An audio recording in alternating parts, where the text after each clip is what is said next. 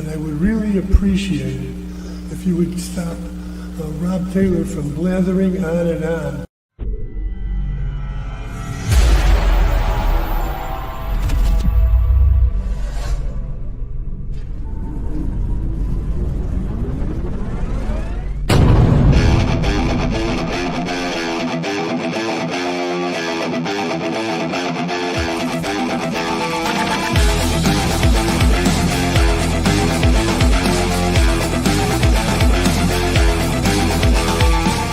Opinions expressed by talk show hosts, callers, or guests on the Rob Taylor Report do not necessarily represent the opinions of the hosting platform, subsidiaries, sponsors, or possibly anyone else on the planet or the known universe.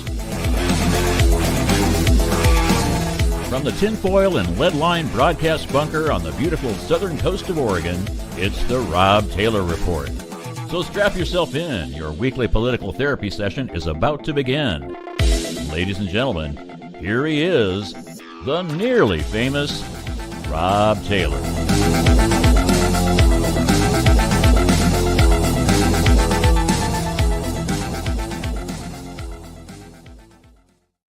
Who are tuning in today? It's been a very good day for me. It's been a very, very good day. I tell you what, the last couple of times that I've been to urban renewal meetings, beautiful things have been happening. So I don't know. I was worried about Oregon, but it seems like Coos County is going the right direction. And by the way, this is the Rob Taylor Report. We're going to be talking about some of the a new policy they're going to try in Coos County with their urban renewal agency. And we're going to be talking about the legislative session. That's right. Your rights, your money, they're all in danger. They're all in danger right now.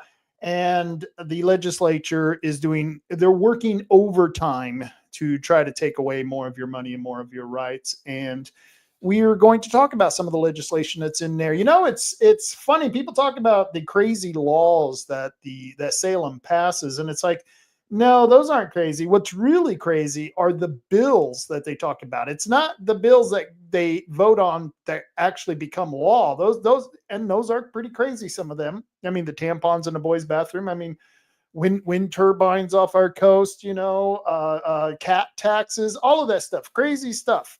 But it's the stuff that doesn't pass the legislature that really is just mind-boggling.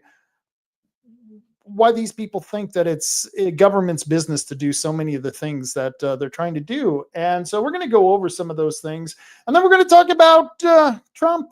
Why wouldn't you talk about Trump? Why the hell wouldn't you talk about Trump? We're going to talk about Trump and probably one of the most foreign diplomatic meetings. It wasn't very diplomatic, but it was a diplomatic meeting, foreign meetings I have ever seen in my lifetime. When Zelensky last Friday, he went to Washington, D.C. and met with Trump and J.D. Vance. And I'm sure you've all seen the videos. It was beautiful to finally see someone stand up for the American people. I get so tired of American politicians apologizing for us and offering money without so much as a thank you. And here you've got Donald Trump actually standing up to a guy who, as far as I'm concerned, he's a dictator. He's a dictator. I think that Lewinsky is a tool for the globalist, people like the World Economic Forum and people who had backed the Biden crime family. I believe all of them are involved with what's going on in the Ukraine. And a lot of this is very well documented. And as far as I'm concerned, Ukraine has pretty much gotten what they've deserved from much of what I understand for this conflict to have happened in Europe. And, they try to make Putin out to be the bad guy. He is a bad guy. He's a despot. He's a dictator. I mean, I'm not going to sit here and talk anything good about the man. But I think he's rational when he comes to his thinking. And I don't think he just invaded Ukraine because. There was no because on Putin's decision to invade that country. There were reasons. There were definitive reasons. One of them were the labs that were being funded by American government, American taxpayers that were on the border of the Ukraine and Russia. Many of those labs were destroyed right off the bat at the first of the war. But those, once again, could be looked at as a threat to Russia. If you have a country that you are antagonistic with and they've got biological labs with deadly viruses right on your border, you might take a little offense to that. And so I'm not going to justify any reason, to be quite honest with you. I really don't care. I'm not Ukrainian. I'm not Russian, and I don't want to get involved with this war. And it really ticks me off that we got this little peon Zelensky that has the nerve to come over to our country and act like we owe him something. Zelensky, I don't know what the hell's the matter with the rest of the world. Why do they think that they have a right to come to America? You got these illegal invaders who are coming across the border. Not so many these days, thanks to Trump, but you still have some, and they're coming across the border. And as soon as they get here, they act like we owe them. We're breaking into your country, and you owe us. You owe us because we're committing crimes against you, and we're demanding that you pay for our housing, our health care, our education for our children, all of the above. And there are libtards in America who go, oh yeah, that's fine. That's perfectly fine. Yeah, give them whatever they want. In fact, we'll just tax those rich damn Republicans. We'll tax them, and we'll just keep taking from them to give to these downtrodden people. And it's just BS. It's just BS. I've seen the people who are coming from other countries. Have you noticed how well dressed they were when this invasion was going on? How well dressed they were, the nice new shoes they were wearing. Yeah, they didn't look like they were refugees to me. I've seen actual refugees, and the people who are coming across the border, not so much. But today, I want to get right back to local politics, because in the county, as you know, they're still suffering from the budget crunch that they're under. And of course, they're blaming us taxpayers because we didn't pass the levy. Damn you, taxpayers, for not passing the levy. And it was a good thing. Let me tell you some good things that have come out from not passing that levy. Well, number one is that the county has had to become more efficient. That is a fact. They are doing the same job that they were doing before the budget crunch that they are doing now. And so the county has had to become more efficient. And so I really don't think that's a bad thing. I think that's a good thing. But they also, in becoming more efficient, are more willing to tell other taxing districts who want to use these economic development schemes, such as urban renewal and tax increment financing, to take money from the county's general fund. They're more likely to say no, and that's what happened recently. Thanks to you voters out there for turning down that levy, which put the county in a position where they have to be more careful with our tax dollars. It forced them to say no to the North Bend Urban Renewal Project, which was a $40 million project. And because of that, that went to the North Bend School District. And because the North Bend School District, I believe mostly because those people who are on the board of the North Bend School District didn't want to put the county in financial hardship. That was one of the reasons they voted against the North Bend Urban Renewal. And that too, I put right at the feet of the voters defeating that tax. Not only did you defeat that tax and save yourself some money, but you also saved the North Bend from creating a $40 million debt that us taxpayers would have to pay for. So far, as far as I can tell, there's been nothing but good things coming out of the tax levy failing. And today, another good thing came out of that failure is that the county is now in a position where they have to get rid of the Urban Renewal Agency. And so they were looking at several different options. And my option was to pay off the debt and let all the money that they have saved up, which is about $2.4 million, which is in the county's Urban Renewal Agency. And remember, that can only be spent in the urban renewal area, which is the North Spit. And what is the North Spit? Well, it's a bunch of sand.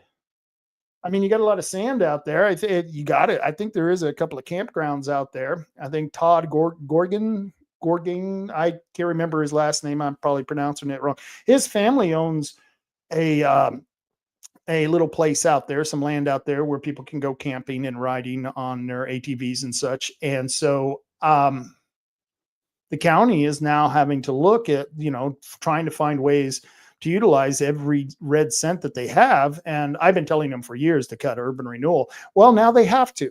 Why? Because the tax levy failed.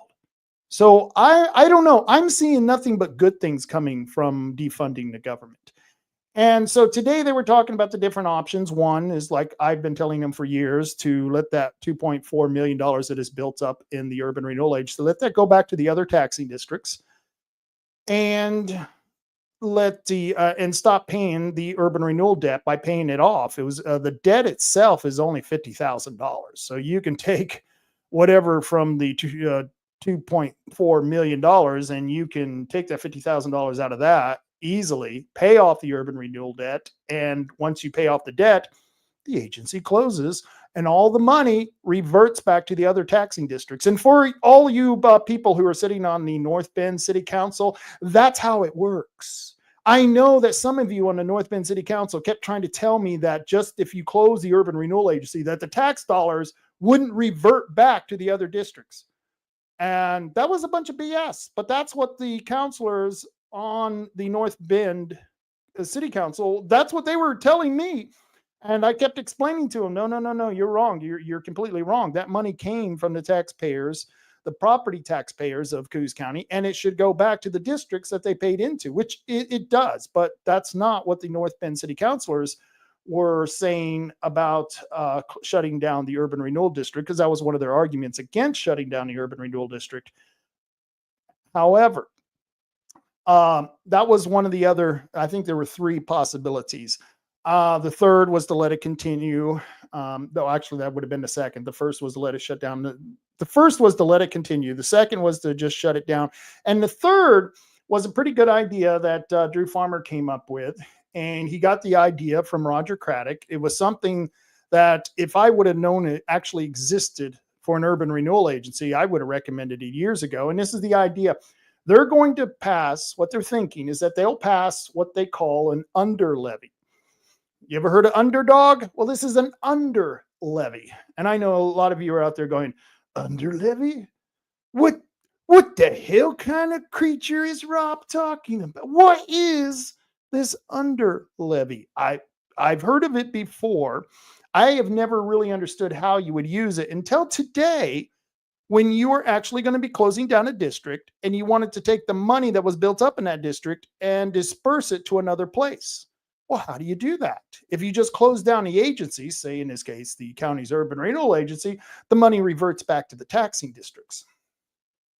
But if you do an under levy, and this is what I want you guys to think about an under levy.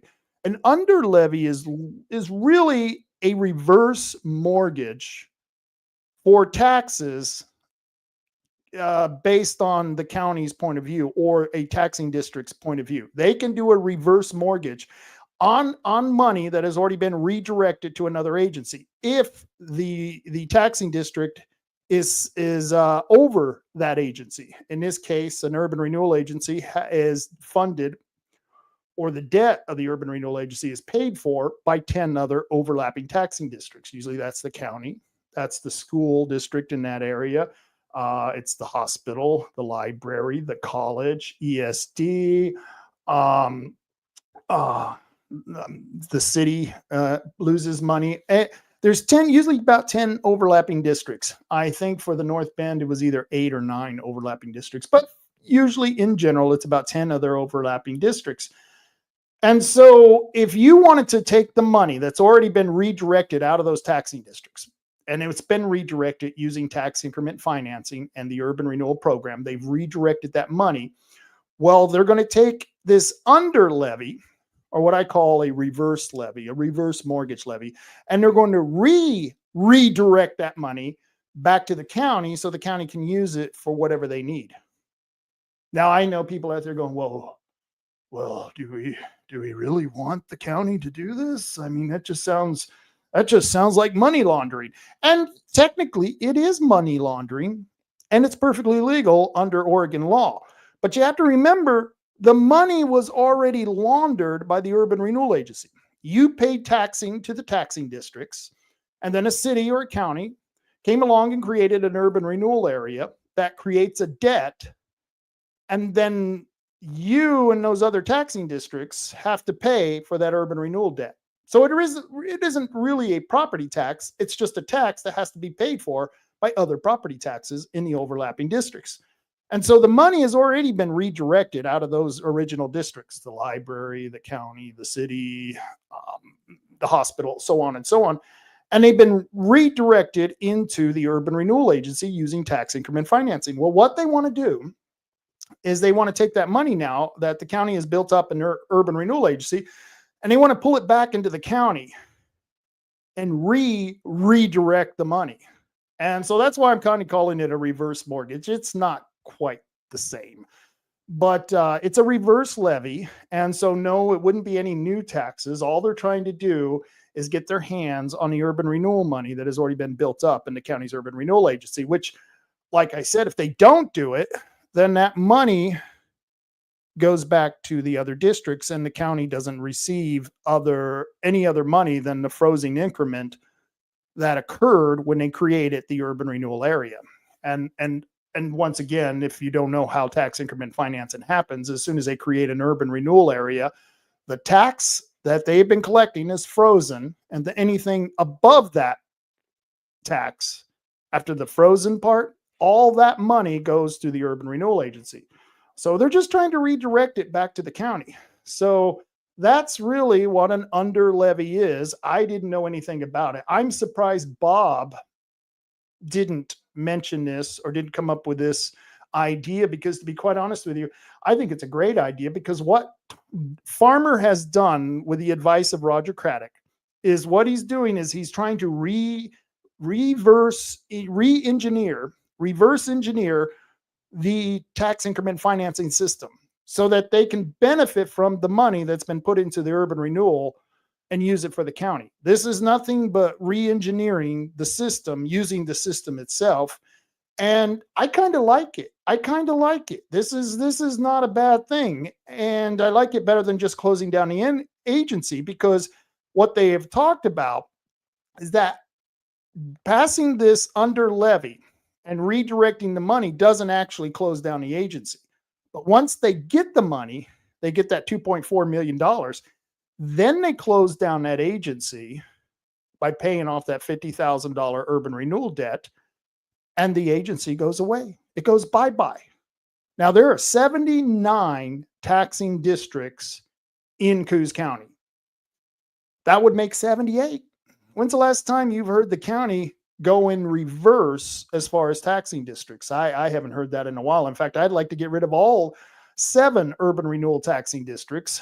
So we would subtract 7 taxing districts from the 79, and you would add 72, almost 10%. You could get rid of almost 10% of the taxing districts in Coos County by eliminating all of the urban renewal agencies in the urban renewal areas. And of course, the cities will never do that because they love this so-called free money. They love the free money.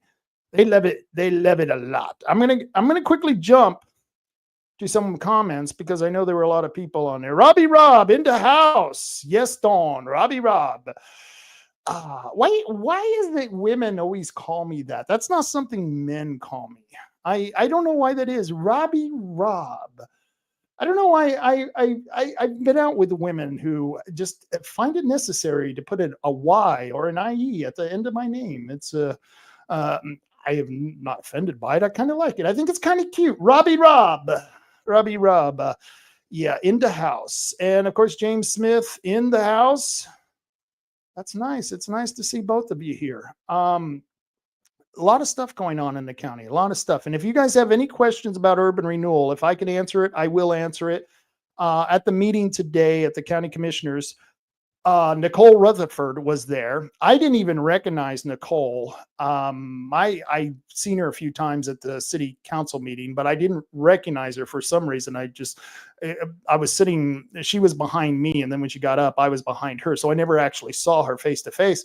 And so until I did, and they introduced her, I didn't realize, wow, that's the manager of Coos Bay. This is really cool. So she was interested and she was very helpful. They had a lady from the port who was also there, and Tim Slater was there. The Tim Slater, I believe he was the former port commissioner. I know he was the former mayor of North Bend, and I know that he was one of the original crafters or designers of the county's urban renewal agency. And at the time when they created the urban renewal agency, they did it for the railroad and the highways. Now, I didn't want to get into arguing over the proper uses of urban renewal because that would have been a three-day meeting. But the fact is that urban renewal shouldn't be used. It's supposed to be for blight, and even Tim said that it was for blight. But what's blighted over on the North Spit? I mean, it's sand. If sand is blight, then the people in Malibu are really getting screwed. Okay, so we know that's not true. But urban renewal was supposed to be used for blight, and they created that so that they could use the urban renewal agency. Some of the property taxes that were going to other districts, they were going to use that for the highway that's out there and for the railroad. Here's my problem with using urban renewal money, which is property taxes, is that we already pay a tax for the railroad and we already pay a tax for the highway. So if we're paying taxes for those two entities and you're using our urban renewal money, then you're literally double dipping into what should already be paid for by the state because that is their responsibility. So, yeah, I have a little bit of problem with that. I have a huge problem with that. And a lot of people who have experienced urban renewal, when I was originally fighting urban renewal back in the state that I came from, it was usually Democrats who were fighting against it because urban renewal was really being used to enrich wealthy developers. And that leads me to the story that I wanted to talk about. Let's see if I can get that. Right, yeah. Okay. Yeah. Now, this is a story about Bend. Bend is right now, they're experiencing growth pains. All of Oregon is. We're short a lot of houses. And of course, the Bend developers apply for millions in property tax rebates. Yeah, Bend, might as well name the city. Instead of Bend, it should be called Bend Over because that's what they're going to do for these developers. They're literally going to bend over and take it in the wazoo by these developers, these wealthy developers. So that's why when I was fighting this originally, I was usually in the room with a bunch of Democrats who were fighting with me because of the eminent domain and the corporatism that comes with urban renewal. Of course, that has since changed, but still there are a lot of people on the left who agree with me that urban renewal is just a very bad idea. But listen to this. You're going to love this story. And this came out of the Bend Bulletin. Bend developers apply for millions in property tax rebates. This came out on the 22nd of February. And it says 5 planned multifamily housing developments are asking for property tax rebates through the city of Bend's new incentive program tailored to bring down rent costs as leaders hope to avoid the public backlash that accompanies previous tax incentive programs. And why would people have a backlash against giving wealthy developers more of our hard-earned money? What's the matter with you taxpayers? Just get your ass to work, and if you don't make enough money at the job you have, well, get a second job. You're just not working hard enough for these developers. See, it's all your fault. You damn hardworking taxpayers. It's all your fault. And so I continue with the article. It says, adopted by the city in September, the new incentive tool, in other words, your money, what the city calls the site-specific program, offers decades-long tax rebates to proposed housing projects that meet a certain level of affordability. This will be done by creating parcel-level urban renewal areas on properties slated for development and using tax increment financing generated from property taxes on the new buildings to pay back developers. So what they're doing is that they're really needling in to the tax base system, our property taxes, and they're using tax increment financing to redirect, or what we call launder money from the taxing districts through the urban renewal agency and launder that money to these very wealthy developers who, you have to be wealthy just to develop these houses in the first place.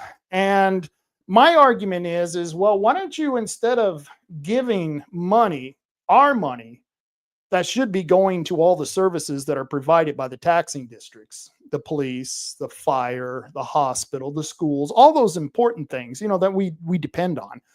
Instead of giving that money to wealthy developers, why don't you do something that actually benefits everyone in the market, such as getting rid of a lot of the land use restrictions? Oh, that'd be one. You could do that without money. I know. Get rid of a good portion of the new regulations. In the last 20 years, you could probably get rid of all those regulations, but most regulations on new developments, you get rid of those regulations, a lot of them. Then what you do is you try to lower the development fees. Try to lower those development fees. And I know they're going to argue, well, it costs money to get services out to these properties. Somebody's got to pay for that development. Yes, but I think we're overpaying, and I think you could lower that, which would encourage more development without having to take money from hardworking taxpayers such as yourself.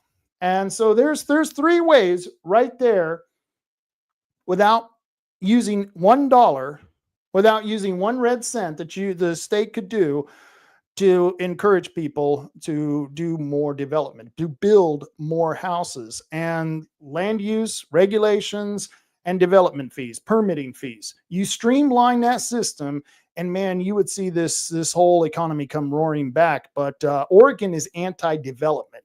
The reason Oregon is short of houses is because the government of Oregon doesn't want you building houses.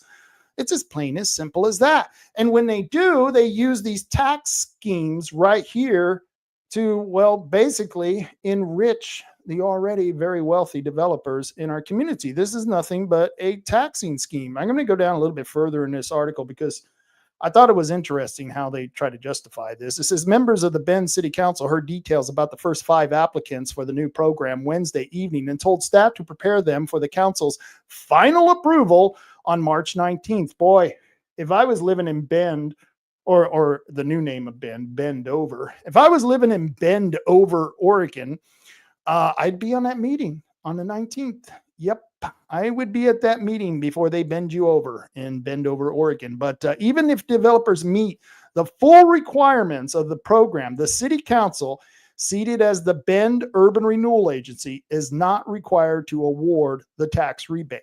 So right there, what they're pointing out is that there is one little flaw in the system. Here's the flaw in the system. If you can find city councilors, county commissioners, and people who are sitting on all those other taxing districts who are good, honest, hardworking people who are really, truly in earnest about protecting the voters who put them in office, those people would be voting against urban renewal. Because I believe that urban renewal and a lot of these economic development policies, they're contributing to the housing problem. They're contributing to the problem of not being able to have enough housing. And by the way, it's not about affordable housing. Affordable housing is one of those terms that's a misnomer, because you go to any meeting anywhere. You can go to anywhere in Oregon. Let's say you go to the biggest arena in Oregon and you can ask most of the people there, how many people here live in a house or rent a house, own or rent a house? And I guarantee you most of the people are going to raise their hand. Well, if that's the case, and you could do this anywhere, just try it. I've done this. Then every one of you are living in an affordable house. If you're paying for your house and you've been paying on it for a while, you're affording it.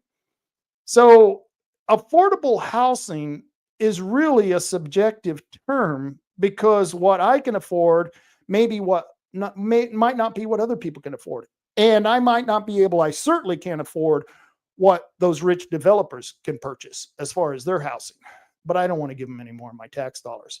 And when these urban renewal areas spring up, and this is just Bend, and who knows how many other, right here is 5 applicants for new taxing districts.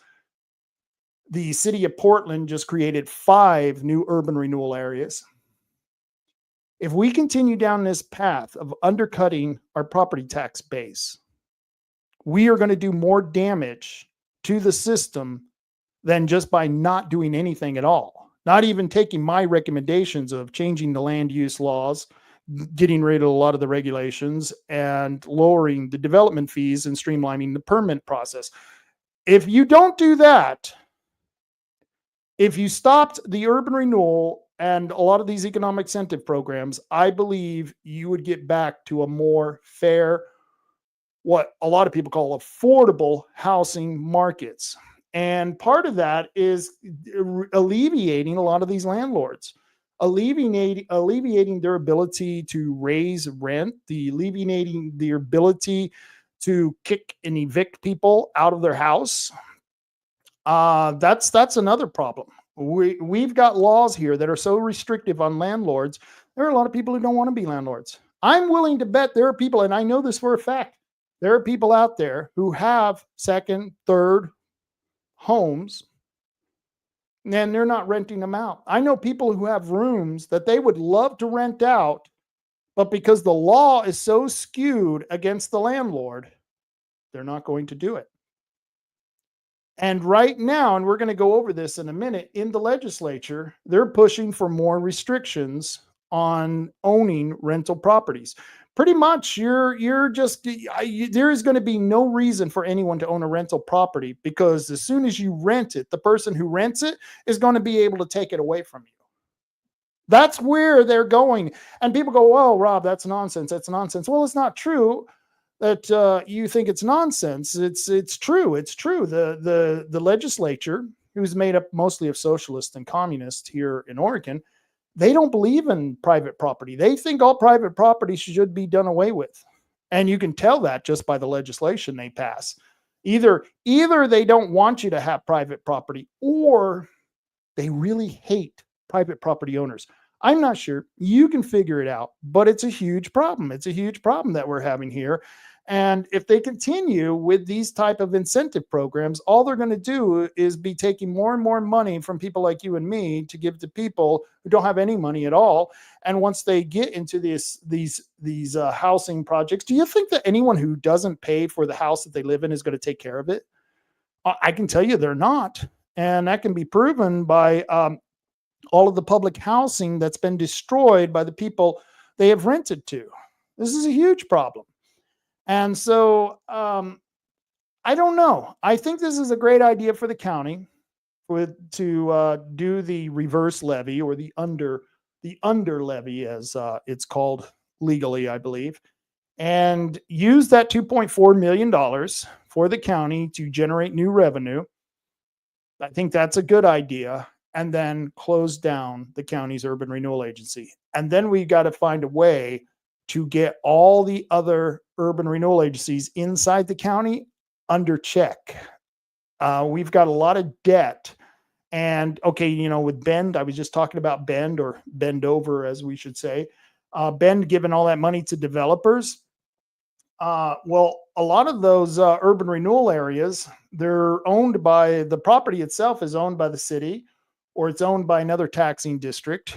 And they're not even going to be paying taxes. So you've got a lot of these incentive programs going into developers who are developing property that's on land that nobody's going to be paying taxes on. And yet the people who are going to get the benefits of this are going to use all the same services that you and I are going to use. They're going to use the water, the sewer, they're going to use the fire, the police, and all that other stuff, but yet they're not paying the property taxes. Because all of that, all of that was given to them as well, to the developers. And so we really seriously need to start looking at how these incentive programs are undercutting the tax base, because I think it's making a very bad problem worse, much, much worse. I'm going to switch gears here and talk about something different. This was an interesting story here. Out of the county, the Coos County Animal Shelter relying on community donations to fund full-time positions. And if this is sad, and I know there are people out there who have their problems with the county animal shelter. I know people who have had problems with the officers over there being a little zealous in performing their duties. I understand that, but they're doing something that is a necessity. I mean, we don't want these poor animals out running wild and getting out of control. We don't need packs of dogs roaming Coos County. We already got the feral humans. Yeah, we've already got the feral humans wandering in packs around our county. We don't need more feral animals. So the county itself, the Coos County Animal Shelter, says it is relying on community support to keep 2 operators on staff due to recent budget cuts. Gwen McDonald, a part-time animal shelter operator, said she is living off of the $21,000 that has been donated so far, as the sheriff's office, which runs the shelter, works to provide more stable funding for her position. And $21,000, well, it is part-time. I guess that ain't too bad, but still, um, that's not a lot of money for doing the job that she's doing, but we cannot function on barely 3 people, let alone 2, she said. Us trying to raise that money is going to help. You can see how much we're needed. I've had so many people today already try to surrender animals, and I just don't have the space. So we really need to stay open to the public as much as possible. And we can't do that with just 2 people, she said.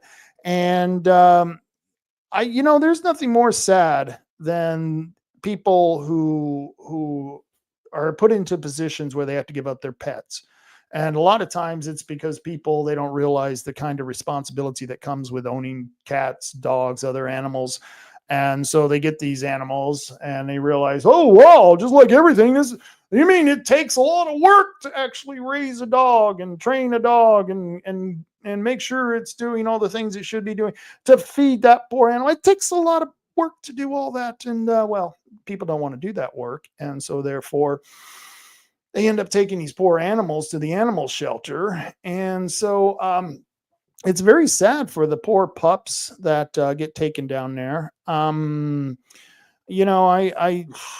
hope that there are some people out there who have a kind heart who will look into maybe giving some money to the animal control.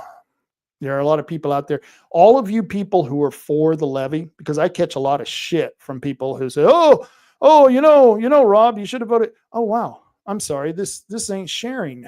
I'm sorry. I'm sitting here talking to you and the page isn't even sharing. Here I am. Let's see. There we go.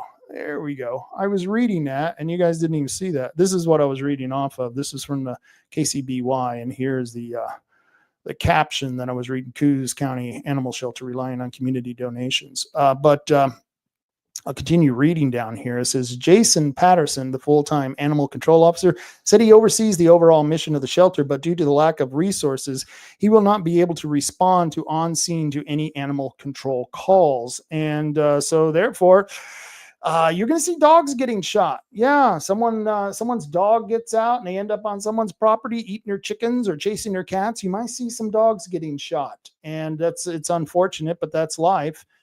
And this is going to be a problem for anyone who really has a kind heart, who doesn't want to see this type of animal cruelty take place in the county, because we do need these animal shelters. They are very important. He has a comment here. He says, they do all the intakes, get animals ready for me to transport to have spay and neuters done, all the adoptions, maintain the facility, clean the kennels every day. So it's a busy day every day they come in, he said. And it's a nonstop thing. I can only imagine the work that has to be done down at the shelter. And so, if you guys, if you're one of those people who wanted to pay for that tax levy, well, why don't you put your money in a place that really could use it? Right here is the Coos County Animal Shelter. You can call the county treasurer and you can ask the county treasurer that you want to make out a check to the Coos County Animal Shelter, and she'll take your money. She'll be more than happy to take your money, and that money will go to the animal shelter. That's the difference between paying a tax and voluntarily donating to the government, that if it's providing a good service. So this is very sad. This is a very sad story. I just hate to see any animals abused. And if we don't have a shelter, there are going to be a lot of animals who are going to be neglected and mistreated. I don't know. We pretty much do the same to our fellow humankind. But animals, they don't have the choice of going out and becoming a fentanyl addict and living on the streets. That's just something that usually happens to them because the neglect of some stupid human. And there are a lot of stupid humans out there. I don't know. I don't know. I guess there's a lot of stupid humans who are breeding other stupid humans. Let's see. There was another article from the county that I wanted to share here. Oh, let's go to the state. Let's go to the state and talk about some of the things that are coming out of the legislature, but some of the things that have been caused by the legislature with past legislation. And let's see if I can share this. Okay, let's see if I get this up on the screen here. And where the heck is that thing? Okay, there we go. Oh, it put up an ad. I love when they put up an advertisement. Let's see if I can go down here. Remember when I was telling you guys about the public defenders crisis that we're having, and we're still having that. That's still going on. But the Oregon's latest plan to reduce public defense crisis makes it worse, analysis says. Yeah, they put, I think it was like $90 million towards this public defenders, and it didn't do a damn bit of good. It says the state plans to address Oregon's unchecked backlog of criminal defendants without court-appointed lawyers will not only fail to solve the problem, but is expected to significantly exacerbate the crisis, according to new analysis. And so basically what it comes down to is that the money's not getting to the people who need it. And that would be the attorneys who are the public defenders. They've got such a high turnover rate that it's hard to keep people in the public defender's office. And the money just doesn't seem to be reaching the offices that it needs to reach to. And people might go, well, who cares? These are filthy criminals. They don't even deserve attorneys. And yeah, probably a good portion of them, I'd agree with you. But this is America. Everyone is innocent until proven guilty, and they have a right to an attorney, and they have a right to their moment in court. And if we're not able to give them that right, if we're not able to afford them a public defender, well, then guess what? They get released. I think it's like only 7 days. If you don't get an attorney in 7 days, you get released. And so we're going to be in a huge world of hurt. Maybe we, once the animal shelter has gone completely belly up, maybe we'll take those packs of wild dogs and we'll feed all the defendants to the wild dogs. And if you're innocent, well, that's just the way life goes in a poor country. I don't know what we're going to do, but I can tell you what. This is intentional. This is not a broken system. The legislature has the ability to fix this problem. They're choosing not to fix this problem. Why? Because they are anti-cop. They're anti-law. They do not believe that criminals are criminals because they're bad people. They believe criminals are criminals because something in society has been imposed upon them and has made them, forced them to be criminals. It's our fault. Again, it's like you taxpayers not having enough money to pay the government. It's your fucking fault. Excuse my language. It's your fault, and it's the fault of yours as well that we're not able to put people in jail anymore.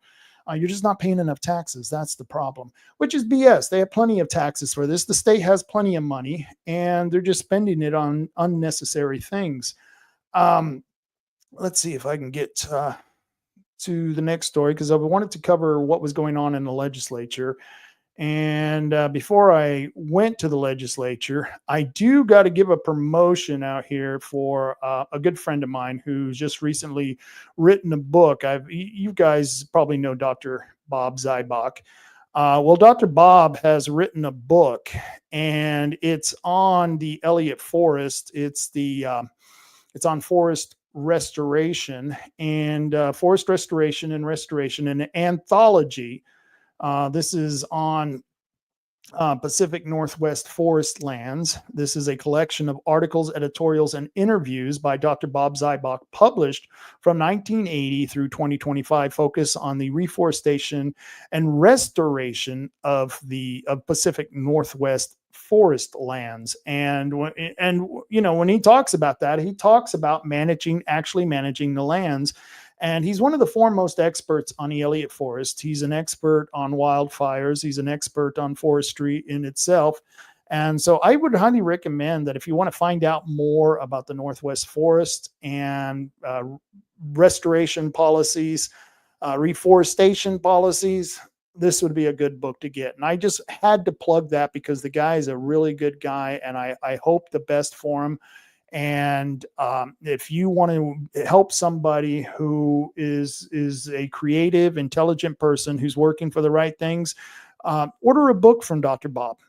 Yeah, it's great stuff. Very good stuff. I've read a lot of his work. I've probably read a good portion of the articles and editorials that he has published over the years. I've been following him for a long time, but this is going back to 1980. So I just wanted to, put in a shameless plug for Dr. Bob Zybach because, well, he's a damn good guy and he deserves it. Let's see if we can get to now. We can get to, let's see. Oh, there's so much legislation. I'm scrolling down the list right now. I want to start from the beginning here. So I got to go all the way to the bottom. Okay, let's see if I can put this up. Now, remember last week I was talking about Senate Bill 762 that was passed in 2021, which was the fire mapping bill. And of course, we kept telling people this is a bad bill, that it's going to increase our insurance. And there were a lot of prominent people. There were a lot of prominent Republicans who voted for this, who said, "No, Rob, you're insane. There's no way that this bill, this fire mapping bill, just the name of the legislation should have been a clue to everyone that this fire mapping bill is, well, a very, very bad idea." Oops, sorry. I don't know why I hit that button. But momentum builds. Let me see if I can share this to the screen here. Okay, momentum builds. This is a good website here. I was telling you about this website last week. This is Oregon Property Owners. This is Dave Honeycutt Group. Once again, Dave's, I believe he's still a registered Democrat, but he's not like a hardcore conservative, that's for sure. But he does appreciate property rights. But momentum builds for repealing wildfire maps as property owners fight back. And that was what we talked about last week, SB 762. And that bill is still being debated in the House. They had a couple of bills that were going before the going into committee. In fact, there were several bills going into committee. Let's see if I can find those. And that's today there was a cat tax bill that was actually a good bill. This was a good bill that we probably should support. There's a tire tax. Don't want any taxes on my tires. And then there was they're going to be discussing a flavor ban today. So those were three of the bills that were going to be up for discussion today. But I wanted to talk about this wildfire map and then take it from there about some of the other legislation that's out there. Let me see if I can share this for you. This is a good thing. Have you ever been to Ole's? If you've never been to Ole's, this is Oregon Legislative Information. This is their website. And you can go back many decades and find the sessions and bill numbers from those sessions. You can check out the committees. There's a lot more that you can do with this. But right here is Senate Bill 682 and Senate Bill 682. You're going to love this. This is the insanity that's coming out of Salem right now. And this is why I was talking about the wildfire mapping that's driving up the price of our insurance. Well, they're not ending any of this. This bill right here, what is it? Senate Bill 682. This act creates a program to recover the cost of climate change. Now, how are you going to figure that out? Climate is changing. That's a fact. How much man has effect on that change, that can be debated and should be debated because, 2/3 of the earth is water. And somehow they think by not cutting down some trees, they're going to be able to control the climate of the planet. It's just nonsense. But they're pushing this climate super fund, the cost recovery program within the Department of Environmental Quality, and talk about a regulatory authoritarian control freaks, the Department of Environmental Quality. Yeah, boy, I tell you what, talk about bureaucrats from hell. These people are the worst, but this establishes the Climate Superfund Cost Recovery Program account. You know, this is going to cost you a boatload of money, and this requires the state treasurer to conduct an assessment on the cost of greenhouse gas emissions. Now, how are we going to figure this out? How much are we going to, how much can you, even if you were able to do a study saying that the greenhouse gases are causing damage, how much can you contribute that to mankind? I mean, that's just absolutely nuts. So this climate change super fund, this is another bill that needs to go, by the way. But I want to show you right now, if you go to the history, measure history, it'll tell you it's where it's at right now. And it has been referred to the Energy and Environment, then Ways and Means. Those are the committees that they'll be going to. If you look up here at the top, it says register to testify. That's if you want to testify in person or submit a testimony. Let's just go ahead and do this. Let's submit a testimony. Well, this one right here, you can't submit a testimony yet because either this measure is not currently scheduled for a public hearing or the deadline to register to testify or to submit written testimony has passed. Now, I don't know if that's the case for this one, but that's okay. We'll come back and check it out. I just wanted to show you that you can testify on these bills, and if you don't like them, tell them you don't like them. And that's pretty much all you have to write. We don't like this bill. It's stupid. Don't vote for it.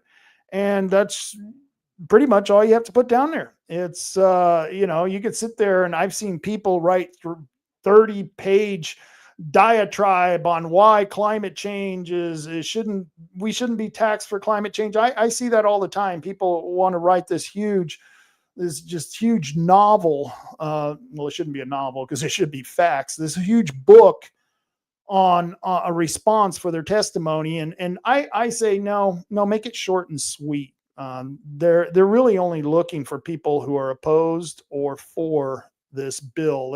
I don't even think they read the testimony, but you gotta submit a testimony if you want to get counted. So for this bill, this is a hard no for me on the Climate Super Fund. So that's just one of the bills that is coming up on top of this fire mapping bill. Let's see. Oh yeah, here's the one that's this was in committee today. Let me share this one. This one here is House Bill 3075, Representative Krupp, who not the same Krupp that was a Republican. He has a radio show up in Salem. No, this is he is retired from the House, but this Representative Krupp is he is a Democrat. He is a despot, obviously, but remember ballot measure 114? Well, a good portion of that measure has been ruled unconstitutional. Of course, it's going to appeal, and if it goes to the Ninth Circuit Court or to the Supreme Court, we believe we'll be successful in defeating Measure 114, but they're going to try it again. They're going to bring back Measure 114 and codify through law, which ballot Measure 114 was an initiative, and the people voted on it. And of course, the idiots up in Portland and Salem and Eugene, they voted for it, and they outnumber us. And of course, Measure 114 passed, and it violates our Second Amendment rights. And so does this bill here, HB 3075. But I want to read what it says to you. This act makes changes to the gun permit and transfer process. The act goes into effect when the governor signs it. We're going to talk about that in a minute, but I want to read this bill further. It says modifies the firearm permit provisions of ballot measure 114, which right off the bat is unconstitutional. You should not need a permit to exercise one of your God-given rights. I don't need a permit to speak, nor should I, but there are people out there who think that we should be putting permits on mouths. They think that people should be permitted before they are allowed to have an opinion. And you don't believe me? Go to Europe. There are people who are being arrested and put in jail just for sharing a meme or their opinion. And but this one here, this imposes a permit on our right to purchase firearms. Yeah, if it's a right, I sure as hell shouldn't have to ask the government, especially when I'm evoking a right which gives me the ability to defend myself against the same government who's trying to make me get a permit. That's not suspicious at all. No, not at all. But it specifies where a person may apply for a permit to purchase a firearm and adds an eligibility requirement, because you need more requirements to have the ability to practice or exercise your rights, right?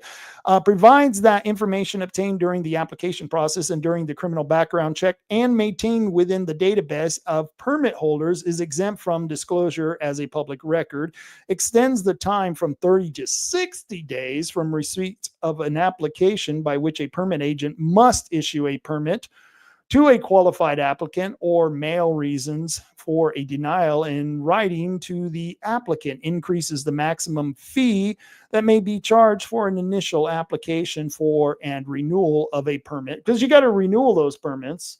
Yeah, you ask permission and then you got to continue to ask permission. It specifies the portion of the fee payable to the Department of State Police for conducting a criminal background check, establishes alternatives to a firearms training course or class that may be used to satisfy the requirement of proof of completion of a firearm safety course for the permit, provides the permits are not required for firearm transfers until July 1st of 2026. Oh boy, they're gonna give us a whole year and a half before they take away our rights.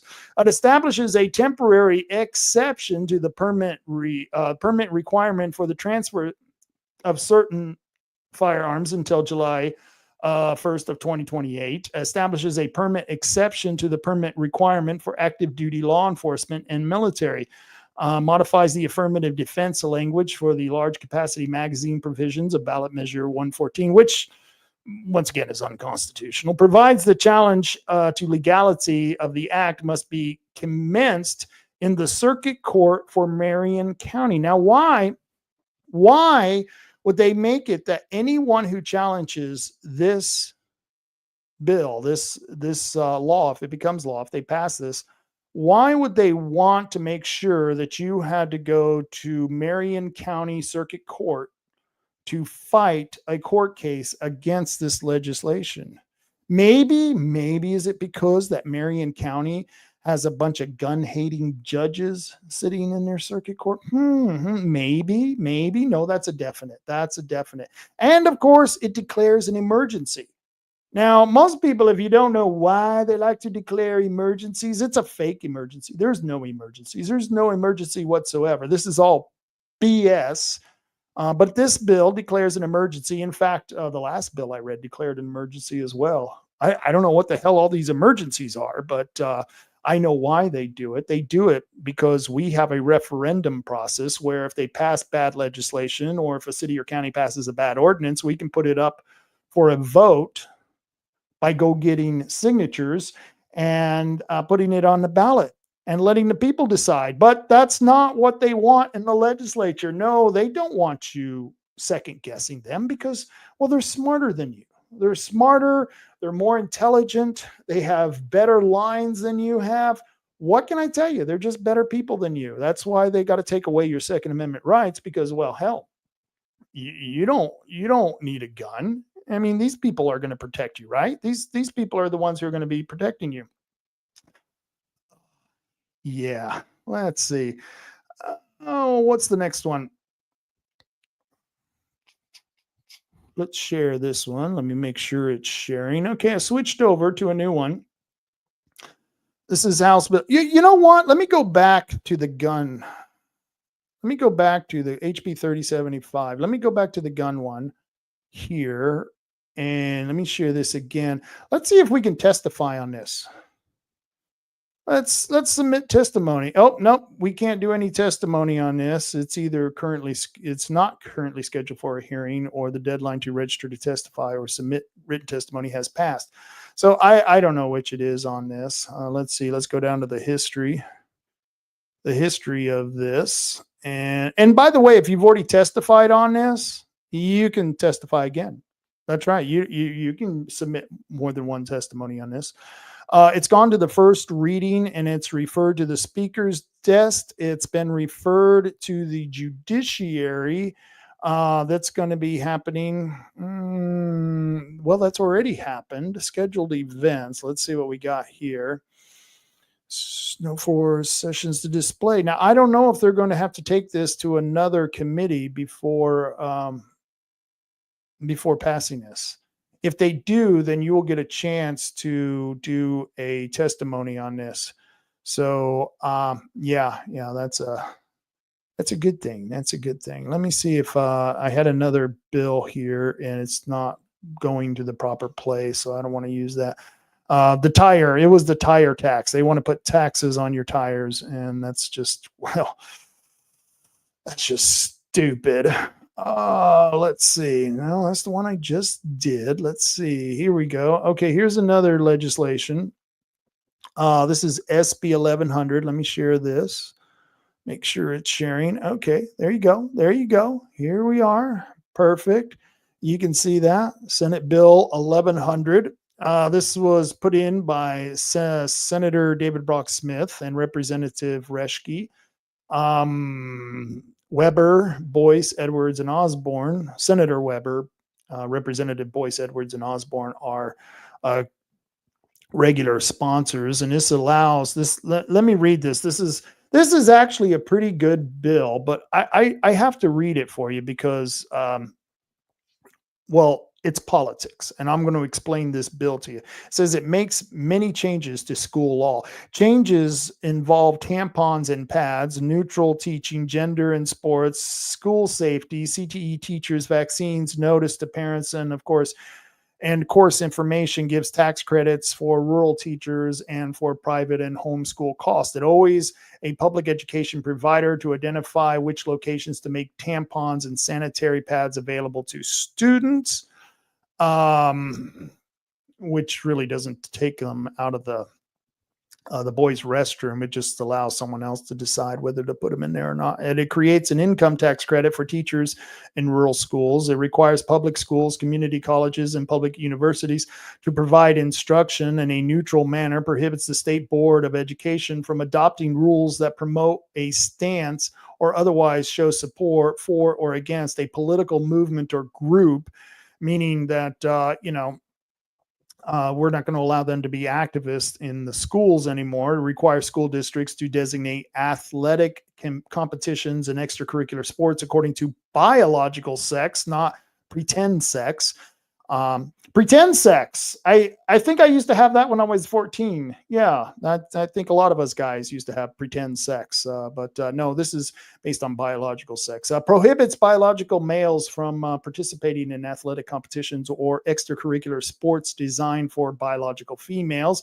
It directs district school boards to adopt a policy to provide for the safety of the students of the school district, authorizes the Department of Education to distribute monies from the state school fund for the purpose of paying for related costs, directs the Teacher Standards and Practices Commission to encourage licensure for career and technical education teachers who live in rural areas, prohibits the Oregon Health Authority from adopting rules to require certain immunizations as a condition for school attendance, directs a school district to provide notice to the parent or legal guardian when a student has been subjected to an act of harassment, intimidation, or bullying, an act of cyberbullying, a disciplinary action, a visit to a school health professional or a school-based health center, or has had a discussion of self-identity issues.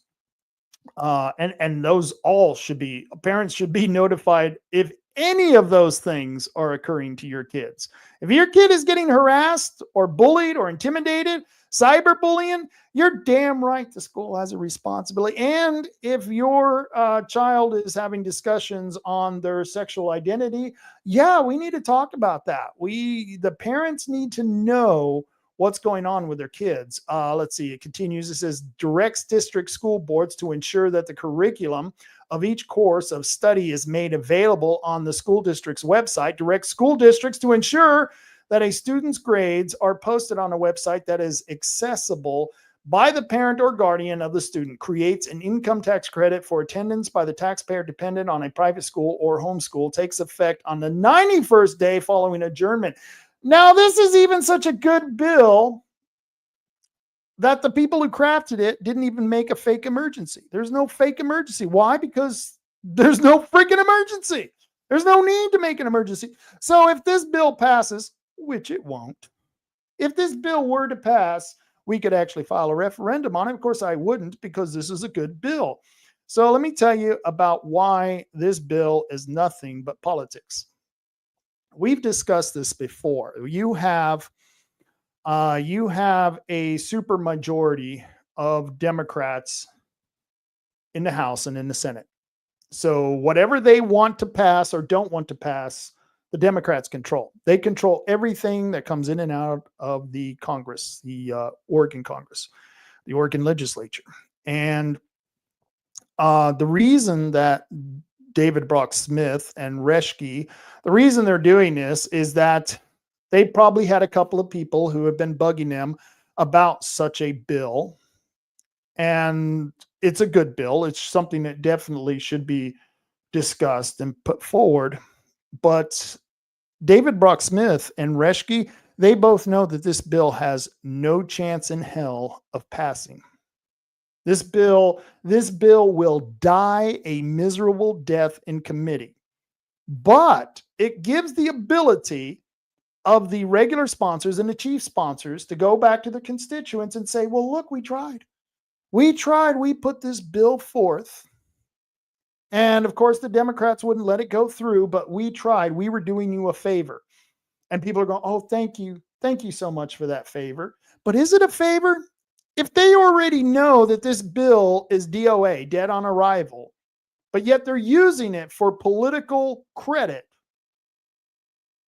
does that make them good or bad people? That's an interesting question, because I would be telling people I would love to do this bill if I was a legislature, but I know about the Democrats and how they have this gut and stuff process where they will take a bill like this, they will remove all the good stuff, put in a bunch of bad stuff, and then they'll say, look, it's a bipartisan bill. Now, on this one here, let's see if Senator Weber is a Democrat or Senator Weber. Yeah, Suzanne Weber. She's a Republican. I thought so. So all of these are Republicans. All these are Republicans. And the reason they're doing this is because this is what I call a kiss and a promise legislation. They come back to their constituents. Their constituents demand a bill like this because this is a good bill. This is a really good bill. And of course, these representatives say, oh, we're going to do everything we can to get it passed. But I'm willing to bet that they weren't blatantly honest with the people who were trying to promote this and said, the chances of this passing are the same chances of you being attacked by a grizzly bear and a polar bear right after a lightning strike on the same day. That's about the chance this bill has of passing. So this is one of those kiss and promises in the dark, and it's a great bill. Like I said, it will die in committee, and it's really sad because if the Democrats, if the liberals were really concerned about the quality of education in our state, they would pass this bill. And I would give David Brock Smith and Reschke, I would give them total props for doing the right thing. I do that. I gave Drew Farmer total props for coming up with a great idea to eliminate and utilize the urban renewal money for the county. Great. I mean, I campaigned against Drew Farmer. I campaigned for Bob Main. That's okay. That's okay. Drew Farmer's doing something good. I'm going to give him credit for it. David Brock Smith and Reschke are doing something good. They get credit for it. But I'm not going to give them credit unless they pass it, because I know that this bill is really a kiss and a promise in the dark. And that's what I call these bills. And a lot of it is because of the fact that they feel the need the need to prove that they're true conservatives. And one of the things this bill does is, like I said, it tries to correct the tampon bill that put tampons in the boys' bathroom. But it really doesn't even do that, because it just allows someone else to decide which bathrooms to put the tampons in. And since it's mostly liberals in our school districts who are the teachers and administrators, you know where those tampons are going to go, right? Right into the boys' bathroom, right next to the kitty litter box. Yes, you got the kitty litter box and you got the boys' tampon dispenser right there in the boys' bathroom. Beautiful stuff going on. No, it's crazy shit. And hopefully David Brock Smith can be able to take care of that. I'm going to take a quick swing back over to the comments because Joseph is commenting. Hey, Joseph, good to see you. Anytime the legislature is in session, your rights, your freedoms, your privacy, your property, and your money is in peril. You're damn right. You're damn right. These are just a few of the bills I'm going through. We've got 4,000 bills in the legislature right now. I bet there are a lot of good bills like this, but they're not going to see the light of day. Joseph says 114 barely passed, and that was after a huge nonstop media campaign beforehand. Yeah, they spent a lot of money. They spent a lot of money to get 114 to pass, and they lied about it. They said it wasn't going to do things that it did and said it was going to do things that it didn't do. So they lied about it. Joseph says, do not recognize unconstitutional laws that violate both the U.S. Constitution and the Oregon State Constitution. Your legislators are the criminals. Yeah, the legislators are the criminals. That is true. They know this is unconstitutional. They know this is wrong. That bill that codifies Measure 114 in law, that's a bad bill. It's a bad law. It's unconstitutional, and it should be rejected just on those grounds alone. They should be ashamed just the fact that they brought it up. Samantha. Oh, and by the way, hi, Samantha. Good to see you. It was good to see you last Friday at the Citizens Restoring Liberty meeting. Very good stuff at that meeting this past Friday. And by the way, at every fourth Friday of the month, Citizens Restoring Liberty has a meeting at the Restoration Worship Center at 6:30. And they'll be doing it again the last Friday of this month as well. Let's see. Samantha says the only reason that government exists is to secure our God-given rights enumerated in the Constitution for the United States of America. I would agree with you, except for the God part. I believe that the government exists to secure our natural rights, the rights that we were all born with, because some people don't believe in God, but they still believe in the same rights that you have and that I have, and therefore they believe in those same natural rights. Some of the founding fathers would agree to that. Samantha says, again, if Republicans stand by and watch our rights be taken away, they are guilty of human rights abuses too. And that is true. The fact is, and this is a fact, if every one of the Republicans in the House and in the Senate left today, right now, that whole place would come to a halt. They would have to stop right where they're at because they would be denied a forum. And I guarantee you, we could probably elect more Republicans in the next session if the Republicans who are in the legislature right now took that risk and just left the building. But it would take every last one Republican to leave the building. And they just should. They just should just leave. Go. There's nothing they're doing in that building that's going to help you or help me. There's nothing that you can do to save us. There's nothing you can do to protect our taxes, to protect our rights. The Democrats are going to do whatever the hell they want to do. And the only one that's stopping them is the public pressure that they're getting. Because there's no pressure whatsoever do they feel from the Republicans in the House or the Senate. There's no pressure whatsoever. But if there was a threat that all the Republicans would walk, you would see a little bit of a different legislative body come about. And you're right, Samantha. Just the fact that they won't protect our rights really means that they don't want to protect our rights, that they really don't want to do their job. They're just politicians playing politics as usual. Very, very sad situation. All right, let's continue here. Let's see. I got the teachers. By the way, that was a good bill. I really hope David Brock Smith and Reski can pull that bill out the flames of destruction, but I doubt they can. But if they could, I'd give them total props. I would give total props to both of them for committing that tremendous feat. I just don't see it happening. But here's another bill. This was another bill that was put forward, and this one is let me remove that comment there and go back to this page. And this is House Bill 3103.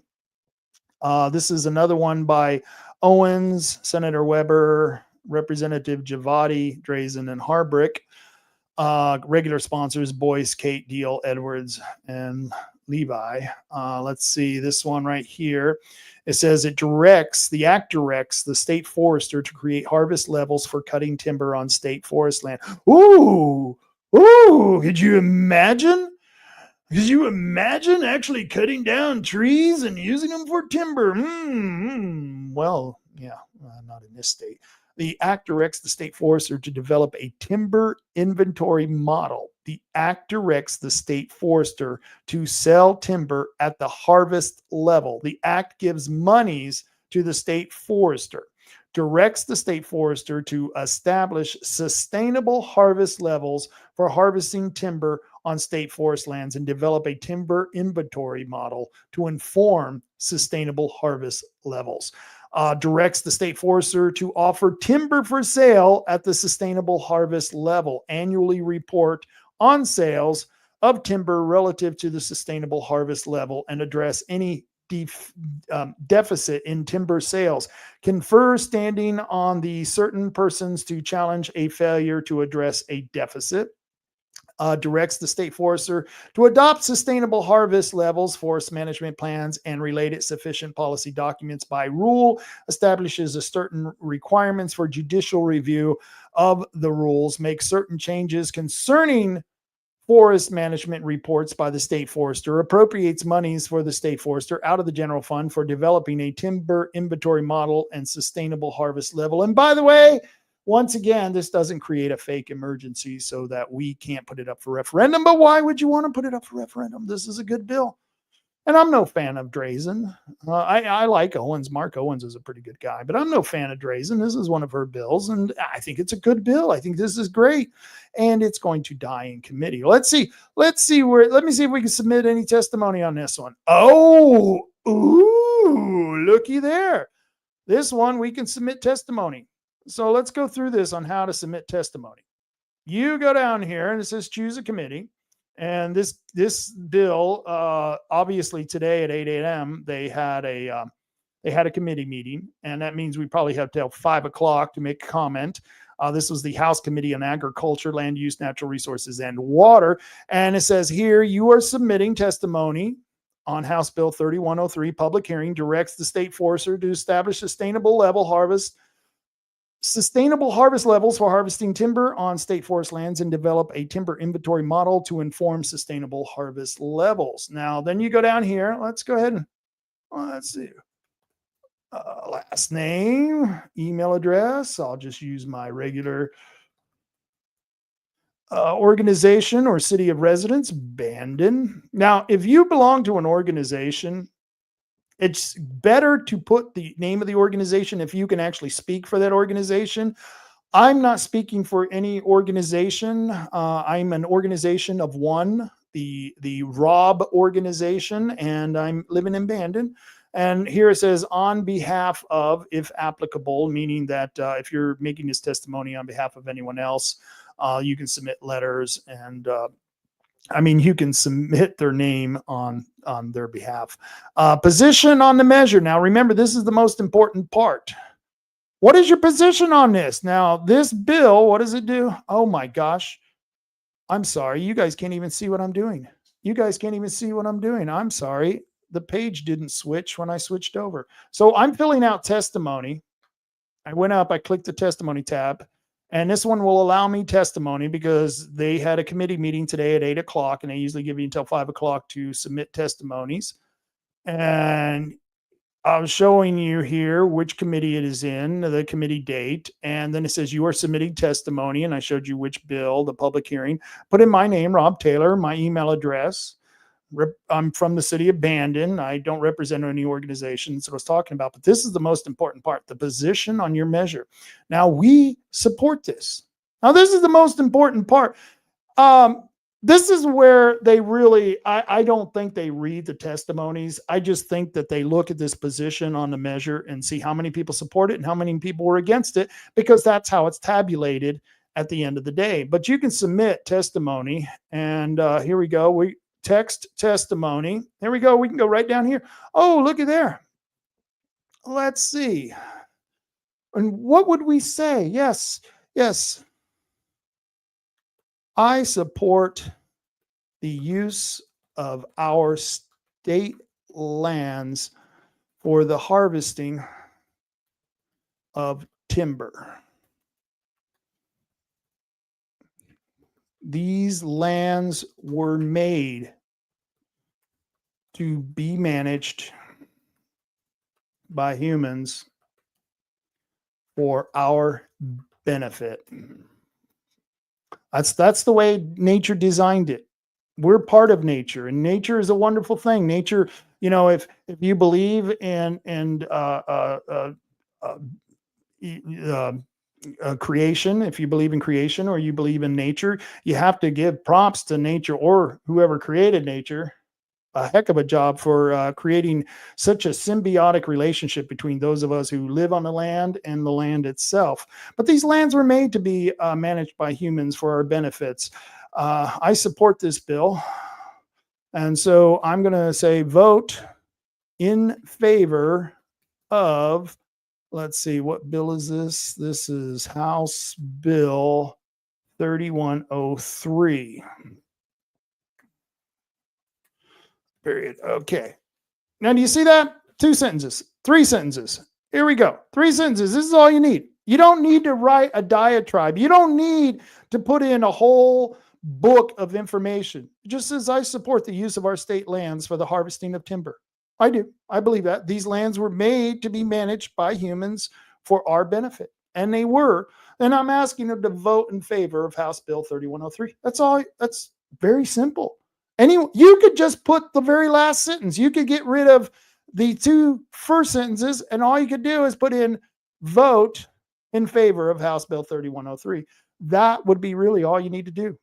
But the important part is that make sure that you have right here in this position on measure that you support it. Okay. You see that? Do you see how that works? Because that's very important. And then at the bottom, don't forget to push this, submit testimony. And there goes submit testimony. Testimony submitted is made publicly available and becomes part of the public record. Do not submit testimony containing personal information that you do not want to be made public. Okay, I understand it. I got it. Good. I'm not a robot. Well, at least not yet. Maybe Elon Musk has plans for us. I don't know. And then we'll submit that. And there you go. Testimony has been submitted. It will show you. Let me make sure that the page is, the page is, the proper page is there. So there, I just went through the process on Oli's how to submit a testimony. Damn, could you get any easier than that? Pretty damn easy. Go right down here. And it tells you what the bill is. It tells you the committee it was in. It tells you the position that you took. You support this, and then it gives you the testimony. Every single person out there should be doing this. Every single person out there should be doing it. Now let's look. Now you can go back to the bill. Let me make sure this is being shared. Nope. It's not being shared. Let me share this screen. Okay. Bloop. Let me make sure it's, there we go. Okay. So we just did the testimony.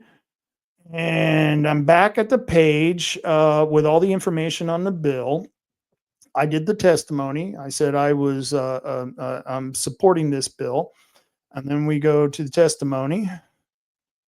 And you can see all the people who oppose it or support it. Let's see. Well, we got Sue Craig on behalf of herself. Yeah, that's nice, Sue. We appreciate that. Let's see what Sue Craig said. Let's go here and let's see. share this tab. Let me make sure it's being shared. Oh, see, I kind of had a feel. Sue Craig, of course, she's going to write this whole big thing on this. It says forest management activities are complex.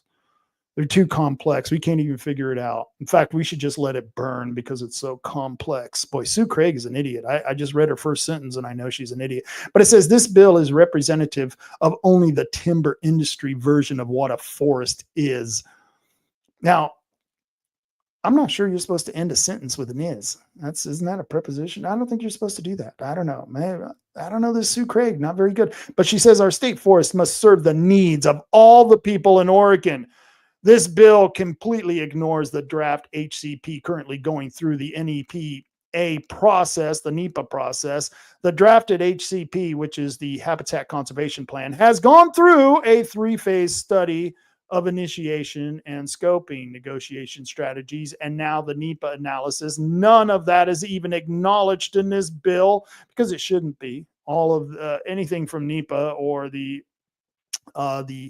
Habitat Conservation Plan is pretty much useless anyway. The draft HCP is a commitment to the greatest permanent value, which is stupid because the greatest permanent value are the resources you can pull off the land and then be able to reutilize the land for those same purposes.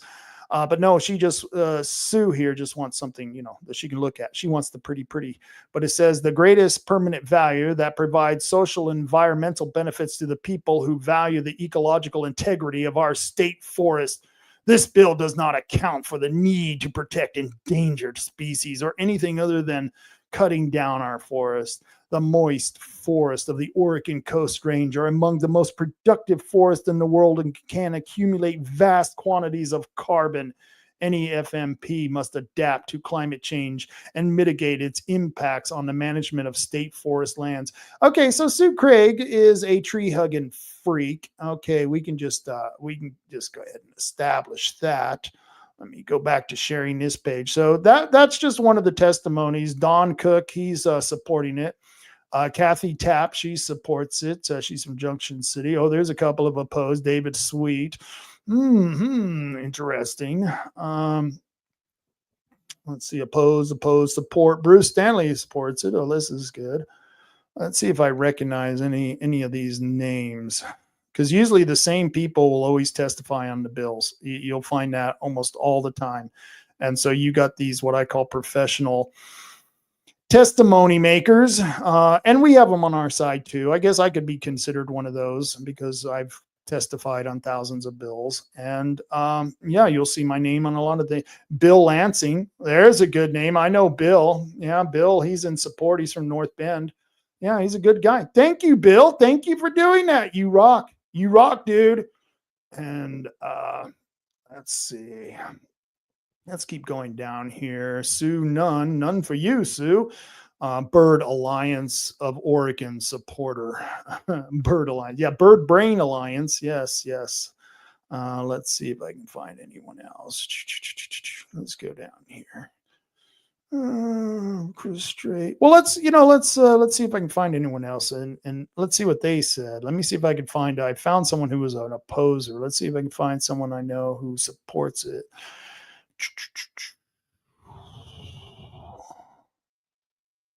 No. Wow, there's a lot of people. Look at this. This is a huge amount of testimony on this bill. And it looks like most of it is in opposition. Joe Huck. Judith Huck, they oppose it. Joe Huck is a raving environmentalist. Let's see. Barbara Roach. Okay, Barbara Roach. She's in support of it. I know Barbara. I've seen some of her testimonies. So let's see what her testimony was. We'll share this.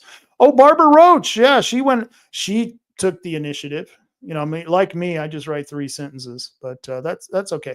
Barbara Roach, she says, I encourage you to support HB 3103 and reject anti-forestry lobbyist sensationalist rhetoric. Ooh. Well, Barbara Roach, she's a wordsmith, I tell you. Opponents of the bill have been telling their followers to submit testimony based on allegations that this bill will force the Department of Forestry to log our public forest at reckless and unsustainable levels. Prioritize clear-cut timber harvest at the expense of all other values. It's simply greedy timber barons demanding and forcing clear cuts that it threatens to halt the implementation of the state forest habitat conservation plan, which they can't. This legislation can't override the habitat conservation plan. That was already BS. By that other lady. This bill doesn't do any of that. It doesn't increase harvest levels or mandate the department adopt a particular approach to management of state forest. And it certainly doesn't threaten the HCP, which already sets aside over half of our state forest for wildlife and requires larger buffers on streams, which is, as far as I'm concerned, a land grab for people who own property, who have streams on those properties. But all HB 3103 does is ask the state to publish its harvest plan and then follow through on it. Wow, could you imagine that? Could you imagine asking the government to publish a plan and then actually follow through on it? Wow, what a concept. But it increases the transparency about what the government is doing and provides rural Oregonians with predictability and certainty for their future. That's it. Please pass this common sense good governance bill. And, well, good for you. Good for you. Geez. So that's what you can do if you're on Ole's. Let me go back and let's see, because there were other bills that I wanted to look for. And that was one of them. That was one of them that I was supportive of. And let me get another one here. This is another one. You're going to love this. They always talk about protecting the children, and then they want to give children's all these kinds of right to choose what sex they are. We're going to protect the children, but let's let a 3-year-old decide what sex they are at 3. Yeah, the same 3-year-old who can't decide what to wear for bed. Yes, that's what we want to do. House Bill 3012. Let me make sure this is being shared. Yep, House Bill 3012. Before I go on, let me go to a couple of comments by Samantha Frost.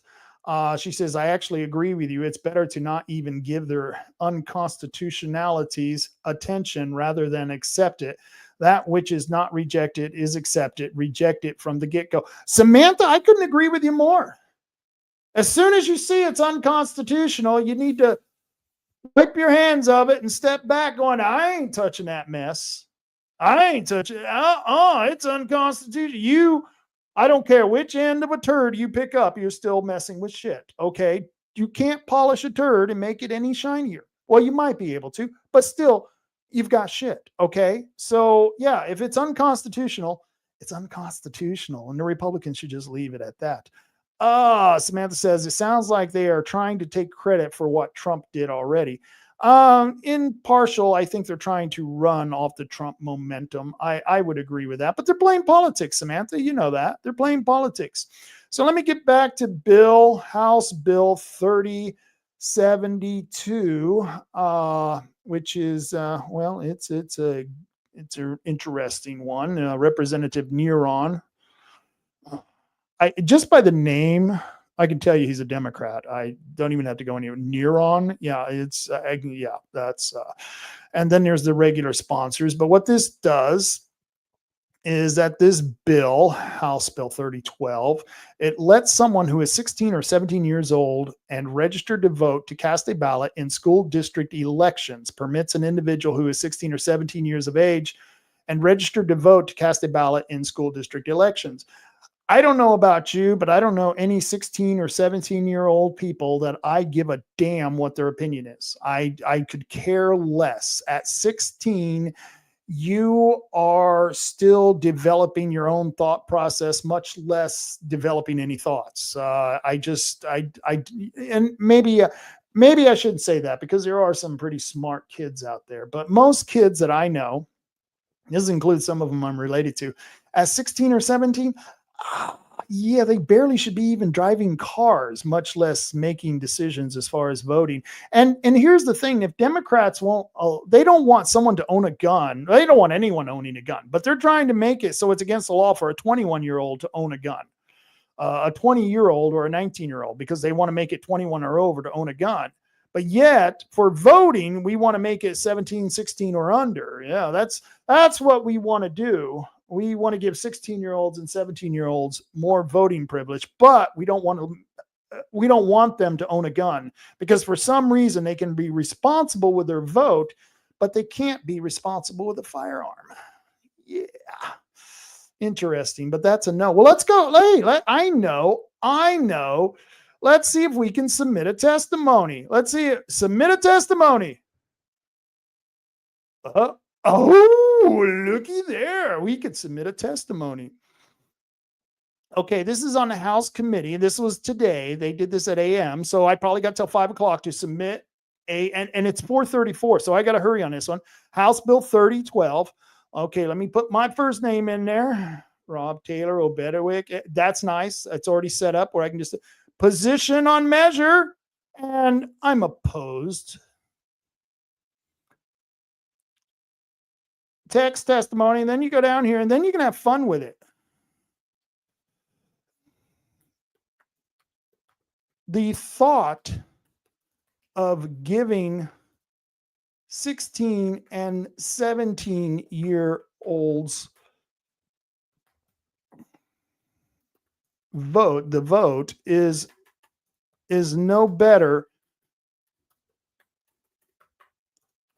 than giving 16-year-olds and 17-year-olds car keys and whiskey. Both actions will deliver bad results. Let's see it. Changing word. I don't know if I want to do that. I love this. They want to tell you how to write.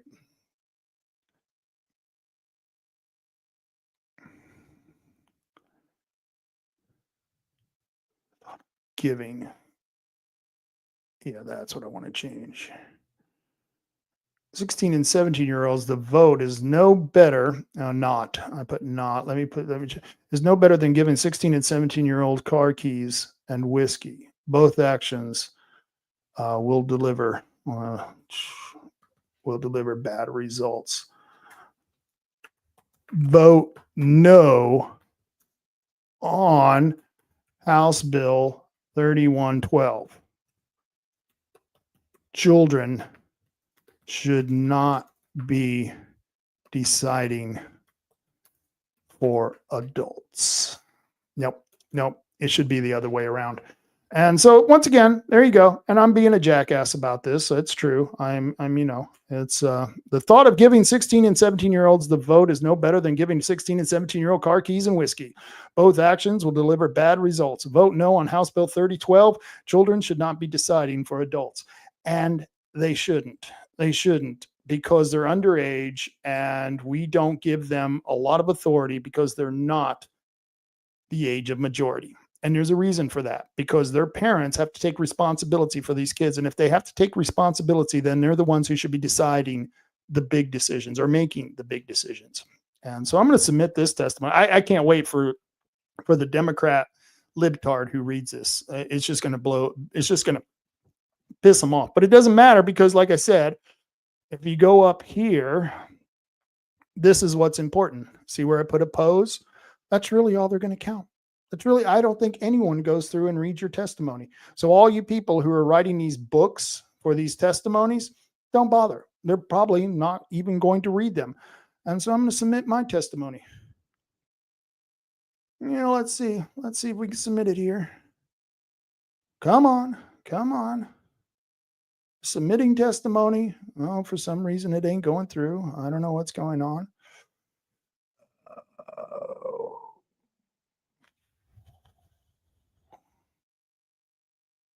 Okay. Obviously that page didn't share. Wow, I just went through that and you guys didn't even see what I did. Okay, that page isn't even sharing, so I'm gonna have to share this tab. I don't know what's going on with it, but it was nice. I got to give testimony on a couple of bills. There you go. Let's go up. Let's keep going. I mean, we're doing such a good job. Let's keep going. Let's see. Here's another one. It looks like my browser. I don't know. I'm not going to be able to load up these pages now. I don't know what's going on here. Bloop. Let's see if I can stop the sharing. Maybe I can get enough bandwidth to get the page up and then I can share it. I don't know. I don't know how that works. But as you can see, there are a lot of bills out there, and it doesn't take almost nothing to testify for this. What did that last one take me? Not even a minute. I don't think I spent a minute on it. So, that's I don't know if you're not testifying for this stuff. I really don't know how you expect to achieve anything, because how more easy can it be than what I just showed you? What I just showed you, yeah, anyone can do. A 17 or a 16-year-old can do. And by the way, if you're 17 or 16, you can't vote. Well, guess what? You still can testify. That's right. There's no age limit on testifying, none whatsoever. Let's see if I got the page up. Oh, there it is. It's back. See that? I knew it. I knew it. I just needed enough bandwidth. Okay, so this is Senate Bill 1003, and the sponsors. This was the Judiciary. The Judiciary Committee wanted to put in their 2 cents on changing the Death with Dignity Act. And this makes changes to the Oregon Death with Dignity Act. To be quite honest with you, I don't really have a problem with people who want to die being able to die. If you have a terminally ill disease, that's not something that really bothers me. And I know there's a lot of religious people out there who it just goes against their religious values. I myself, I don't think we should be encouraging this, and I don't think it should be a very easy process. But all this bill does here, it changes who can get the medicine to the people who wants to end their life. I think it had to be delivered by a doctor, and this would allow a physician to do it. It also changes the date on this. Let's see. Well, I'll tell you what. Let's see if we can go to the text of this that was introduced. Let's see. Let's share this tab. And okay, it's 10 pages. 10 pages. Talks about whether the hospice program permits its staff as a function of the staff's position with the hospice program to act as a prescribing provider or consulting provider under the Oregon Death with Dignity Act. So I guess it's changing who can give out these medications and who can't, which is, to me, it's kind of ridiculous. We got people who are killing themselves every single day on the street. They're doing it with fentanyl. And I know a lot of people, they're opposed to the Death with Dignity Act. I personally don't care. I think suicide should be legal. If I want to kill myself, it's my business. And I don't think it should be a crime if I do want to kill myself. Not that I would, because I'm a shallow, insensitive person who would never think of killing myself, because, well, that's just how I am. I mean, I've thought about killing others, never acted on it, but never thought about killing myself. Why would I do that? There's so much to live for in life. But yeah, this Death with Dignity, this is one of those things where I'm not going to testify on it, for it, or against it, but I thought it was interesting that they're making changes to this. I'm one of those who, if you want to die, the state should allow you to make that decision. And I know this pisses off a lot of Republicans, a lot of conservatives, a lot of religious people out there, but that's just, I think that it's your life. If you can't decide when to end your life, then who owns your life?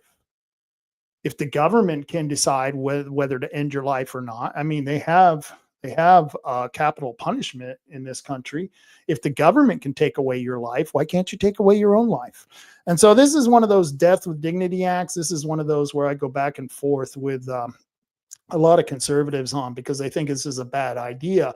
And here's why they think it's a bad idea, and I agree with them. Once you get to the point where you allow people to decide whether they want to take their own life or not, then you get to the point where the medical profession will want to decide whether certain people should have should have their life taken away because they're just eating up too many resources. Say that someone's in a vegetative state. Canada is doing this now. And it's beyond just giving medicine to people who have terminally ill diseases. They'll give in Canada, if you're depressed, well, you're a candidate for suicide. The state will help you die if you're depressed. So I'm one of those who think that there should be some restrictions on it. One, you should have a terminally ill disease before they will give you medicine from the state to kill yourself. But I do also think that suicide, I'm not even sure if suicide itself is legal or illegal in Oregon, but I'm one of those who believes it's my life. I'll do what I want with it. And you know what? I want to see the person who's going to prosecute me if I am successful in a suicide. I want to see the fool who's going to prosecute me, because I'll tell you what, I'll fight it. I don't care if I'm dead or not. I will fight against this. So I wanted to show this bill because there are bills out there that even with the Democrats are fighting for that I will agree with. And this is one of them. As a libertarian, I totally believe it's your life and you should be able to end it whenever the hell you want. The problem is when you have government providing the medical services and then the government says, well, if we're paying for it, well, then we're the ones who get to decide whether you live or not, whether you get the treatment or not. That's why socialized medicine is a bad thing. And remember, socialized medicine comes from socialism, which are people who don't believe that others or anyone should own private property. Well, what the hell do you think your body is? Your body is the most private of private properties you own and will ever own. And that's what blows my mind about a lot of conservatives. They don't, I don't know where they get the idea. Oh, well, you have to, we can't allow the government to be giving medicines to people who are terminally ill so they can kill themselves. Yeah, I think we can, but I will stop it at the fact whether the government should decide on who's going to get that medicine or not. And that's where I'll stop and fight against any law that tries to do this. This law doesn't do that. It just expands the program, which once again, I'm not even sure why anyone needs help from a doctor to kill themselves. You can just go out to any street corner and buy enough fentanyl to blow your minds out all on your own. All on your own. Let's see, what other bills do we have here? There's a lot of stuff. I mean, there's just a lot of, this one was very controversial. And let me share this tab. Make sure it's being shared here. Yep. Before I go into this, let me get this one comment from Samantha. She says, sometimes you just have to be a jackass to get your point across. These guys are the ones acting like the jackasses. They deserve backlash from we the people. Yeah, that's true. Jackassery is something I believe some of us are really good at. I'm a professional at jackassery. And there are people out there who deserve to be at the receiving end of a jackass doling out some jackassery. And that's just, that's just what I do. But let's talk about this bill, 3419. This was a very controversial bill. And this is one of those bills that once again, I don't understand the Republicans. Mark Owens, he's a Republican in the House. He's a really nice guy.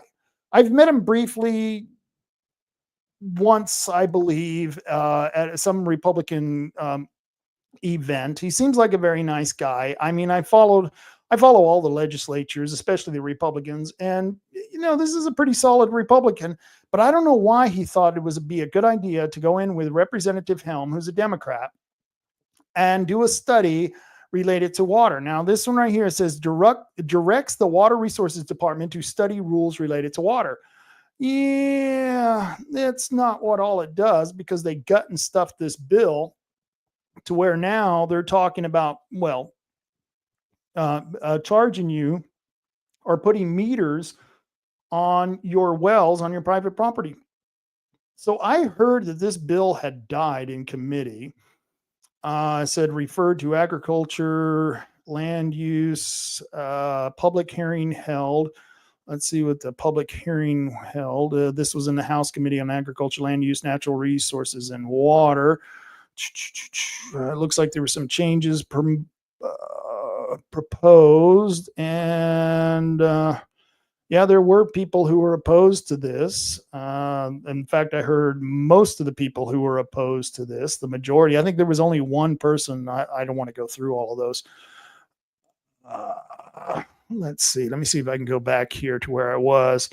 Okay, so this is that water bill that everyone's worried about. And I don't know why Owens trusted Helm to do this bill, because it got a gut and stuff.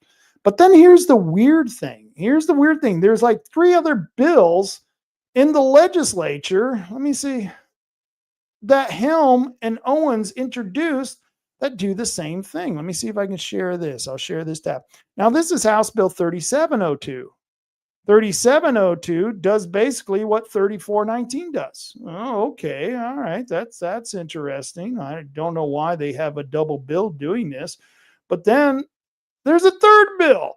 There's House Bill 3703, where Owens and Helms, they sponsor it. And once again, it directs the Water Resources Department to study the use of voluntary agreements for groundwater management.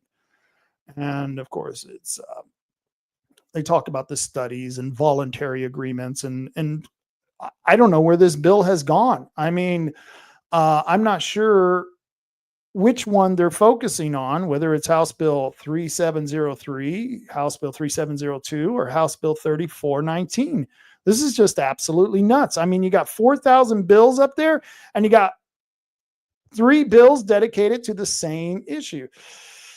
I don't know what the hell's going on with that. I don't even have a response to you. I don't even want to testify on it, because I don't even know which one to testify on.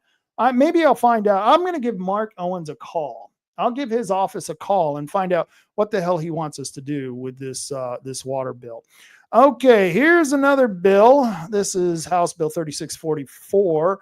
And this is relating to the shelter program. It also declares an emergency because, we've got nothing but emergencies happening here in Oregon. The whole state is an emergency. We're just an emergency. The act requires OHCS to create a statewide shelter program, which we don't need a statewide shelter program. No, we've got every county in the state working on this. We don't need a statewide shelter program, but this is just nothing but growing the state authority. As it says, it requires the Housing and Community Services Department to establish a statewide shelter program through which regional coordinators are selected to administer funding to shelter providers. Requires the department to adopt rules on or before January 1st of 2026 and to select regional coordinators on or before May 21st, 2026. This bill is really bad because it creates regionalism. Regionalism is where they stop having the people who actually represent you, your county commissioners, your city council, and then they appoint people to this regional area. And for us, it'll probably be Coos, Douglas, and Curry. We will be this region in the southwest part of Oregon, and we will have a regional manager coming in to manage this statewide shelter program and decide who gets the money and who doesn't get the money based on how much favoritism is going on. Yes, that's this is one of those back scratching bill. This is all but nothing but the homeless industrial complex at its worst. And this is a hard no for me, but this was interesting that this bill came up because what's her name? What's the name of the governor? Oh, I forget the name of the governor. Oh, Kotek. Yeah. I don't know why I was forgetting the name of the governor there, but there's an article here on the governor. Let me see if I can get this article up. She's been pushing several different bills. And if you can see this is from the Oregon Catalyst. And the Oregon Catalyst, she's pushing House Bill 2528, but it got trounced 9-1. And what had happened is that Governor Tina Kotek's power grab with HB 2528 failed in a hearing this week. HB 2528 would empower her state health department, the new authority, to extend taxes on untaxed nicotine products and the ability to ban whichever nicotine products they favor without a vote of the legislature. The in-person live testimony and the online submitted testimony generally witnessed 9-1 ratio against the bill. Roughly 34 people opposed the bill online. This is a huge defeat for House Bill 2528. The Taxpayers Association was a leader in spreading the word against this tax with our 10,000 email blast and 4,000 alert postcards. And yeah, the Taxpayers Association, really good group. Taxpayers Association of Oregon. That was Don McIntyre's group. Very, very good activist. He's passed away, but he was a great activist. Yeah, this is nothing but a power grab by the governor, and combine that with the Housing Act that I just read you, it should show you how much she's trying to basically strengthen the state government's authority, more authority over the counties, and which is sad because we already have the state imposing too much damn authority over the rest of us. I'm pretty much done with the legislature. To be quite honest with you, I'm getting bored with the legislation. I'm sure you're probably tired of it too. I imagine a lot. Could you imagine having to be a legislator in Salem right now? How bored you would be. I mean, it's you just look at these bills and you got to go, are you freaking serious? Are you freaking serious? Here was another bill. This new proposal takes aim at threats to public officials. This is one of those bills which is a threat to our First Amendment rights. They already have laws protecting people who are being threatened, especially people who are in office or who are government officials. But it says elected and other government officials are being threatened more often in more ways than they were even just a few years ago, and legal pushback has been limited. Well, of course, because we have free speech, and what they call a threat, we just call a passing comment. And that's the thing. They can turn anything into a threat these days. Everything and anything can be a threat. But it says here, the effort to counter that wave of intimidation should be broader than most advocates have proposed in the past, but may be framed in different ways, as an Oregon judge proposed at a legislative hearing earlier this month. The hearing concerned Senate Bill 473, which would create a new crime, because we're not enforcing any of the old crimes, so we might as well have a new crime that we can ignore. But the new crime of threatening a public official, it was proposed by the city of Eugene and sponsored by Senator Floyd Przansky. Yeah, Pink Floyd Przansky from Eugene, who chairs the Senate Judiciary Committee. The measure would target a person who knowingly delivers or conveys directly or indirectly and by any means of a threatening communication to a public official or a member of the public official's immediate family, and it could be reasonably interpreted as a warning of violence. It would be a misdemeanor first time out and felony for repeat instances. Now, the operative word is reasonably interpreted. In the last, just say 4 years, do you think the Democrats have been reasonable on anything? Yeah, I think that they will probably look at the testimony I just submitted about the 16 and 17-year-olds, and somehow they'll turn that into a threat. That's a threat. You are threatening government officials by what you said about that bill. They will turn everything they can into a threat, and then they'll come after you. It's how they want to take this is another way how they want to take away your ability to defend yourself, because if they pass enough laws and you trigger some of these laws, then you will lose your right to own a gun or purchase a gun. And they love this. They love this ability to take away your rights. And then they justify it by saying, well, he was very threatening, just like all those people, all those parents who went to the school board. Remember that? Remember, I myself was listed by the FBI as a right-wing radical, all because I invited the public to the North Bend school meeting a couple of years ago. Remember when Bogatine was still the superintendent, and I was going to bring all those people to the meeting, and they canceled the meeting. And the FBI said that there were people out there threatening them, and I was one of the people on the list because I said I was going to bring a whole bunch of people to their public meeting. Yeah, it's kind of like the January Sixers. The ones that worst incident since the Civil War was January 6th, worse than 9/11. And remember that? Remember what they do? They've got rioters out in 2020, burning down federal buildings, burning up police buildings, killing people, beating up people, stealing and looting. But that was mostly peaceful. But you criticize your government. Well, you're a threat. You're a threat to society.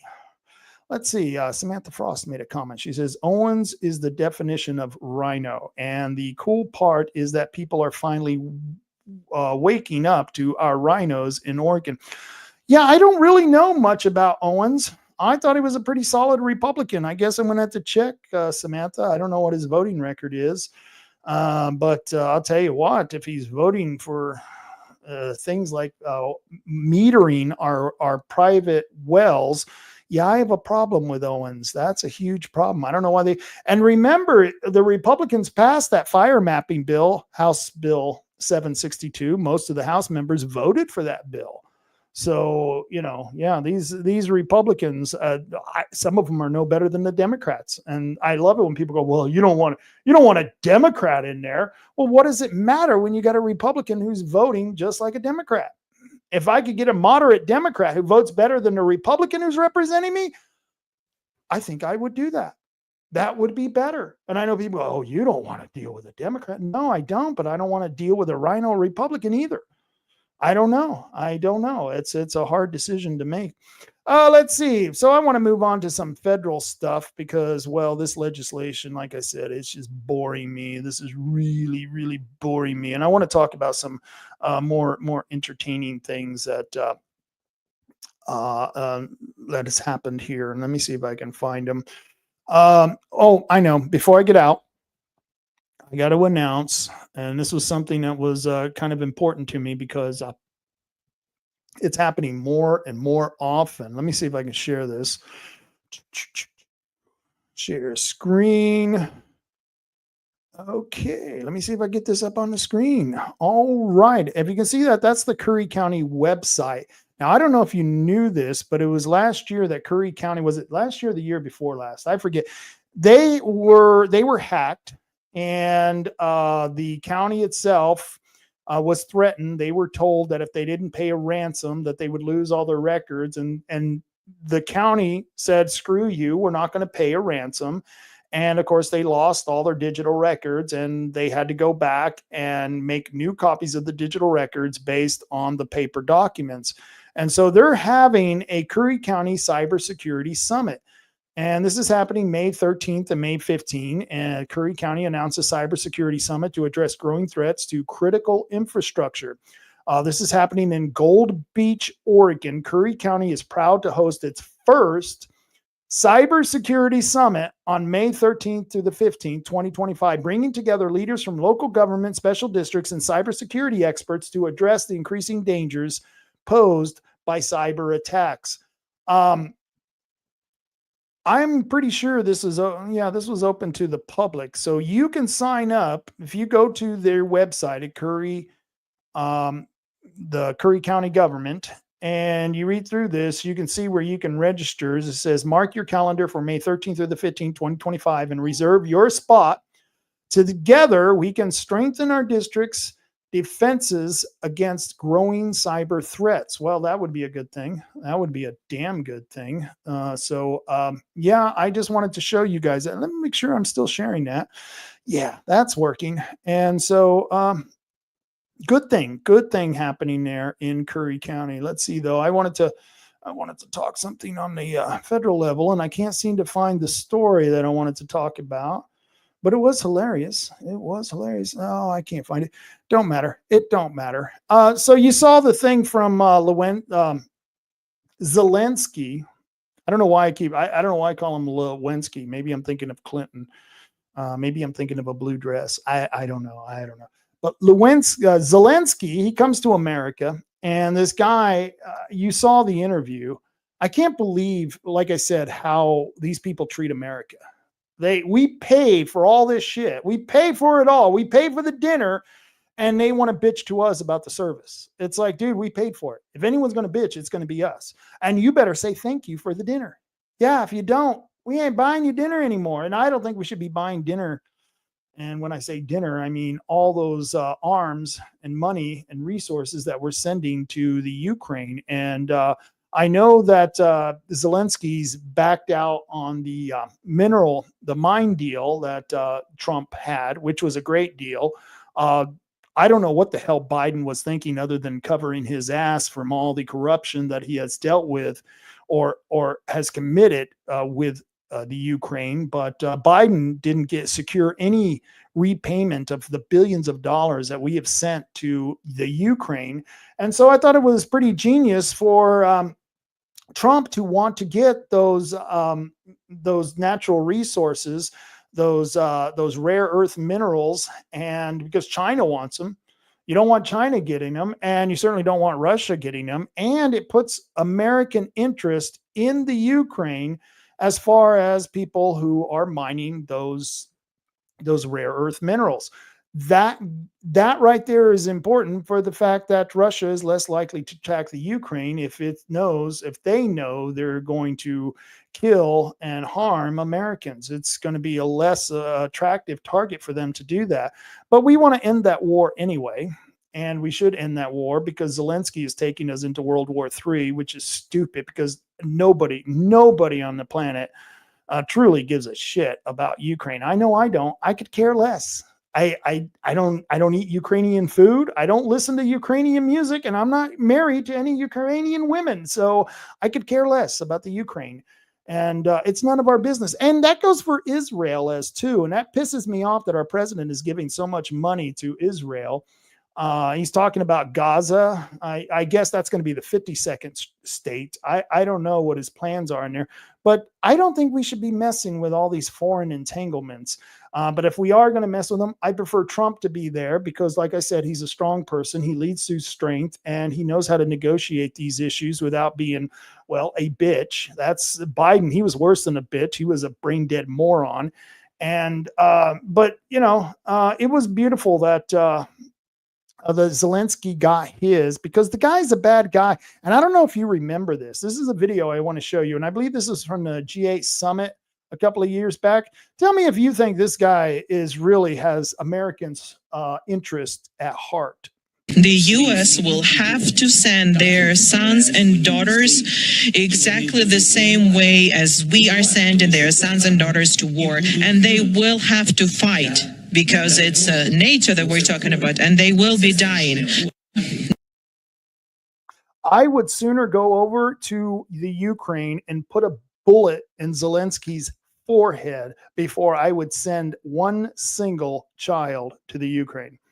One single U.S. soldier to the Ukraine. Before we do that, I personally would fly to the Ukraine just to put a bullet in that son of a bitch's head if he actually believes that America should be risking our children in another foreign war. Screw you, Zelensky. At this point, I'm thinking maybe we should just completely pull out of the Ukraine, other than those rare earth minerals. Maybe we should just take over the mines after we negotiate that deal, and then just pull out our military and let Russia just have the whole entire country. I mean, really, Zelensky is a dictator himself. He's locked up his political adversaries. He's locked up certain press that he doesn't like. He's stopped certain religions from practicing their religion because he thought they were pro-Russian. And he hasn't had an election since the war has started, which even in America during the Civil War, Abraham Lincoln went through an election. And here we are fighting for so-called democracy in a country who hasn't had an election because we've got a dictator in charge, Zelensky. And I don't know, when I was watching that interview, here's what I saw. And what you're doing is very disrespectful to the country, this country. And what you're doing is very... Yeah, it's very disrespectful, Mr. Zelensky. So pull up your poopy pants, and don't worry, the White House has plenty of diapers for Zelensky. They've got a backfill from President Biden's days at the White House. Plenty of depends, undependable depends for these people. Depends for the undependable. Maybe that's the way I should have put that. But I don't know. I think we need to get out of all these foreign wars, and we need to take care of ourselves. And so with that, I hope you enjoyed today's show. We didn't have any Where's 3/8 tree service because, the guys weren't having such a great day. So they canceled Where's 3/8 tree service. So we have no winners to announce. But I do want to remind you, for those of you who forgot, don't be a cuck. Take your neighborhood back. That's right. Don't be a cuck.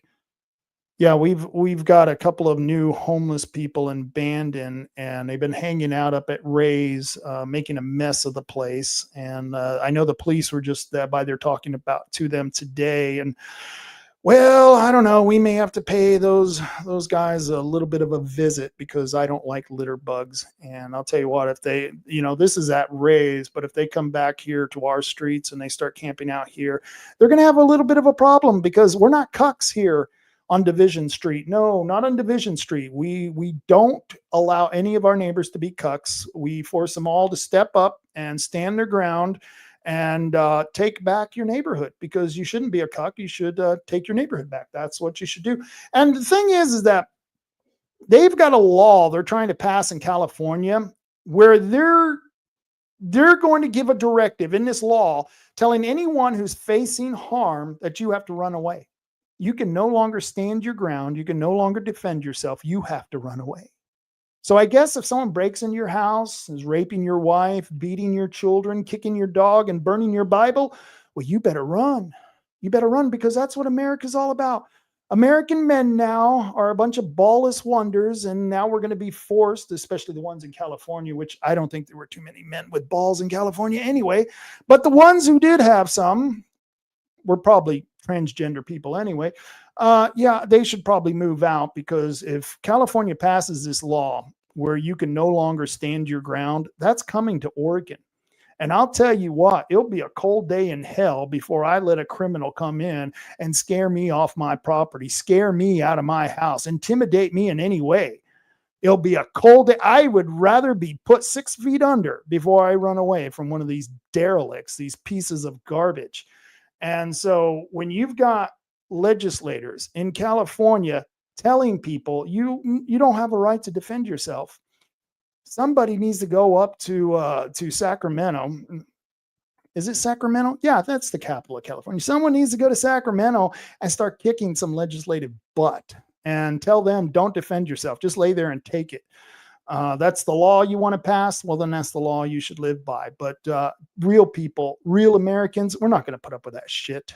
And I'll tell you what, I living in Coos County, if they pass that law in Oregon, I can guarantee you, if anyone protected their family or their property and they went to trial in Coos County, I'm willing to bet there isn't a jury in the county who would convict them.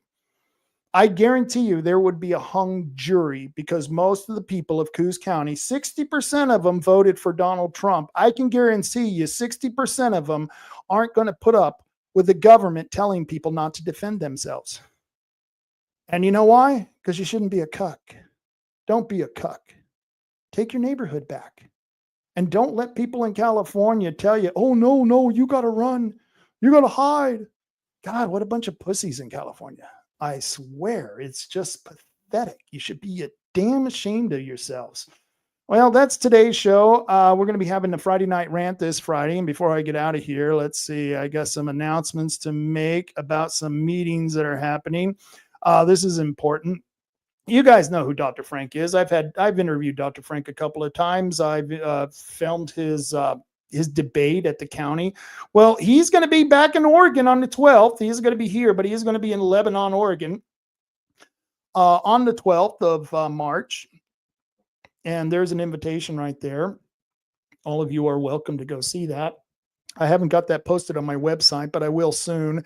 But I wanted to let people know who are big fans of Dr. Douglas Frank that he will be in Oregon. He will be Oregon, and he will be talking about election integrity issues. Tomorrow there is a county commissioners meeting.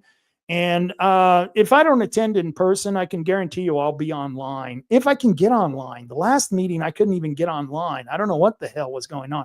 Hopefully I'll be able to. Most of the time there's no problem. But tomorrow, 9:30 a.m., at the Owen Building in Coquille, they're having a Board of Commissioners meeting. I didn't even happen to look at the agenda. I can't remember if anything No, I can't remember of anything on the agenda, but it's always good to find out what's going on. And maybe they'll talk more about this plan they have for the county's urban renewal agency. I think that would be kind of interesting. And of course, tomorrow night, Coos Bay, the city council meeting happens tomorrow, the regular one. Let me get rid of that banner. You can't see that whole entire sign. Yeah, 6 p.m. tomorrow, March 4th. At the City Hall building. That's 500 Central Avenue in Coos Bay. There was one thing on the agenda. It was the police department is going to be giving a report on crime. I think it was. Sounded very interesting. I'll probably tune in for that one. That should be a good one. And I don't like going to these meetings any more than anyone else does. Believe me, it's a real drag. I don't know. It's you have to do it though if you really want to know what's going on in your county and your city, and that is the price we pay for living in a free country. I don't know how free we are when that happens. And we still have our Oregonians Against Wind Turbines website at oawt.com. We are still keeping an eye on that. We don't think we're going to have any problems for the next 4 years, but we're going to keep that website up anyway, because the Democrats, they're like a bad case of herpes. No matter how many times you get medicine and get rid of the damn Democrat herpes bug, those damn Democrat herpes bugs always come back. You got to watch out for those Democrat herpes bugs, because they will get you every time. It's a bad thing. Yeah. And so before I get out of here, let's get some sponsors up here. 3H Tree Service. 3H Tree Service for all of your needs to get rid of those trees that are a liability in your yard, and especially this time of year with all this wind going on. And they can do some serious damage, those trees. They can take out a garage, a car, a person, and you don't want that kind of liability. 3H Tree Service is a good place to call. Let me play you their commercial.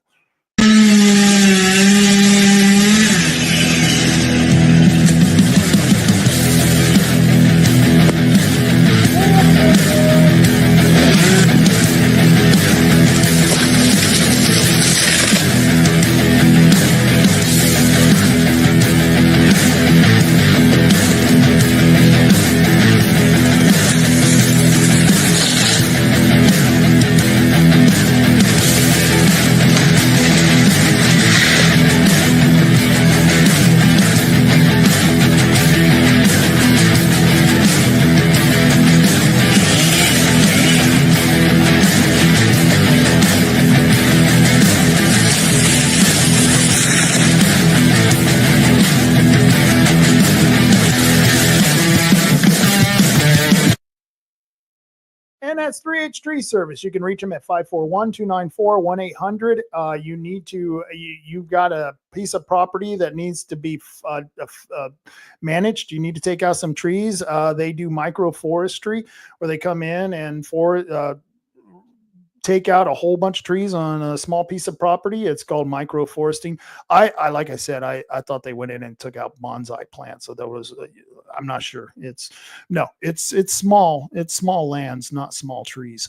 But yeah, they can do that. And like I said, they can take out those big nasty trees that are liabilities. Like I said, I got one out here in the backyard of my neighbor's yard. It's about 70 foot tall tree, and at any point that sucker can come down. I've been watching that. It's swaying back here when I'm on the show. But 3H Tree Service, if you need someone to come out and take care of the liabilities that you have growing on your property, they can do it. And of course, Tom and Gigs. I just had my truck fixed over there. I had all the brakes done on my F-150, and they did a great job. Tim, you did a great job. That we were really happy with that. Yeah, the brakes are sounding really good. The truck is driving great. Tom and Gigs, we highly recommend them for all your automotive needs. They're in the Empire neighborhood, right behind the car wash. You can reach them at 541-888-4660. And their address is 135 South Shoneman. Tom and Gigs, if you need tires, struts, shocks, you need a muffler. Boy, there was this beautiful 77 Ford pickup truck there that had the coolest muffler setup on it. It was just badass. And that thing just roared when it drove out of the shop. It was really cool. It was a very cool experience. But if you have any automotive needs, Tom and Gigs can take care of that. And if you need an RC car, they are the largest distributor of RC cars on the South Coast. Herbal Choices for all your herbal needs are the cannabis dispensary of my choice. You can find out more at the herbalchoices.com website. And remember, you must be 21 years or older, and it's not a recommendation, it's the law. You have to have a mind before you blow it. So that's everyone 21 or older can go to Herbal Choices for all your herbal needs. On Wednesday,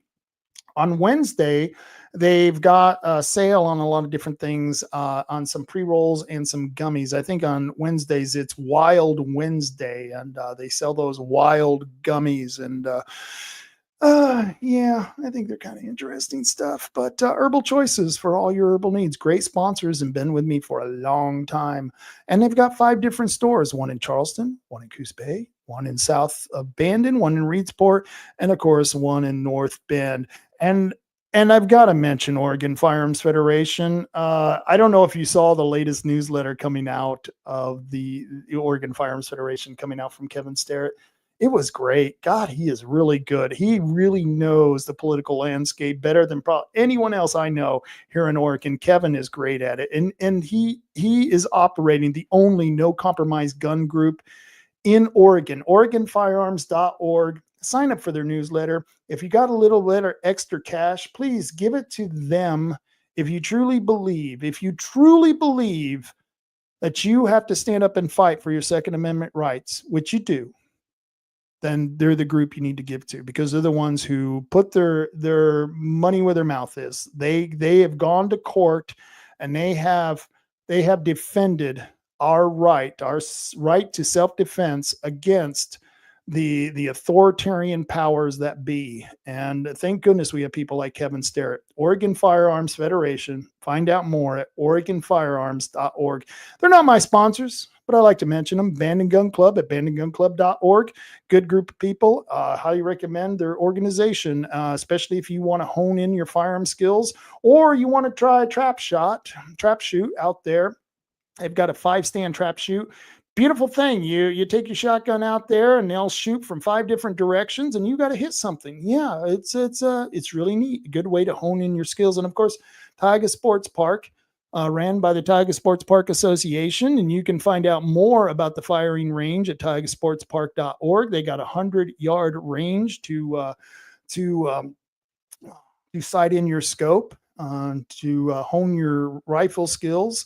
All that good stuff. Very, very good stuff. And of course, I want to give props to Coos County Neighborhood Watch. This is the Facebook group that it keeps track of all the feral humans that are wandering around here. You know, the human waste that seems to be oozing down our street. And I know people go, Rob, you have no compassion. Yeah, I have compassion. I have a lot of freaking compassion. I have a lot of freaking compassion for people who deserve compassion. There are a lot of people out there I feel terribly sorry for. They have my total empathy because they are facing plights that are not the fault of their own. But these human pieces of garbage who are wandering our streets, who are committing crimes and on drug-fueled antics that they're performing. We just had a lady walking down the street just last night in Bandon, just yelling and screaming. Just yelling, not at anyone, just yelling and screaming, walking down the street. It's like, what the hell is the matter with you people? I don't know. Maybe if I woke up and took fentanyl for breakfast, maybe I'd act the same way.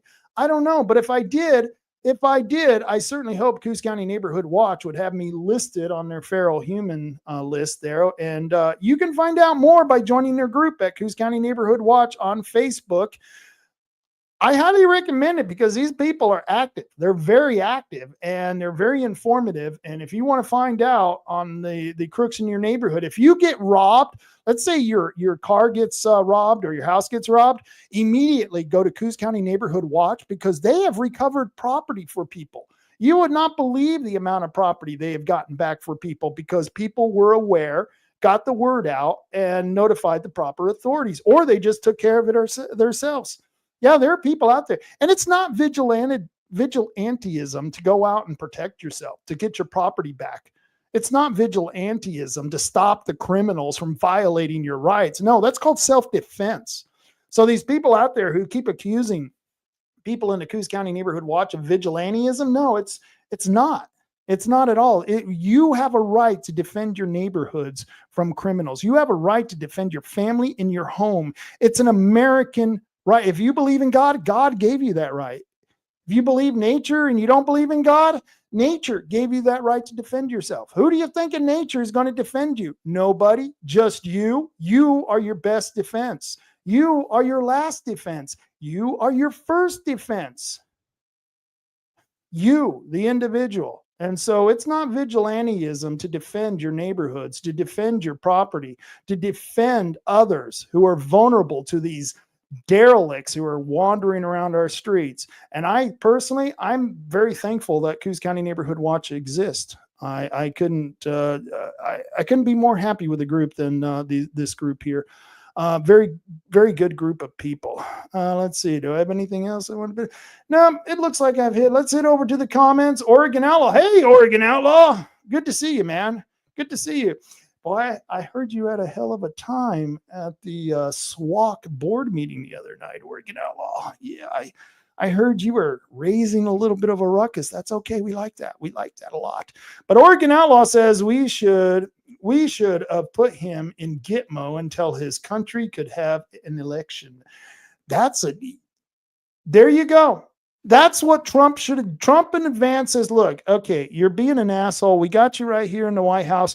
We're just going to arrest you, put you on a plane, and take you straight over to Gitmo. And we'll let you sit over there and have your little baby fit, because that's what he was. He was a little baby, and well, of course he was. And what you're doing is very disrespectful to the country, this country. And what you're doing is just very disrespectful for this country. God, Zelensky, take off your poopy pants and be a little bit more hospitable the next time you come to this country asking for more of our money, for more of our weapons, asking for us to sacrifice our sons and daughters to fight for your country's freedom? Because they don't have freedom in Ukraine. They don't have a First Amendment right. They don't have a right to freedom of religion. They sure as hell don't have a Second Amendment, even though they're handing out guns to their citizens like nobody's business. They wouldn't have had to do that if they had a Second Amendment. That's why America is so great. Any country who invades America, you're not even going to get off the beach because there's so many Americans with guns. We're going to lay waste to you before you even get off your ships. Okay, that's just the way America is. And even if you do get off the ships, we're going to have fun hunting you down. That's the Americans are like that. We don't have a problem with hunting people down and killing them if they're threatening our rights, threatening our country.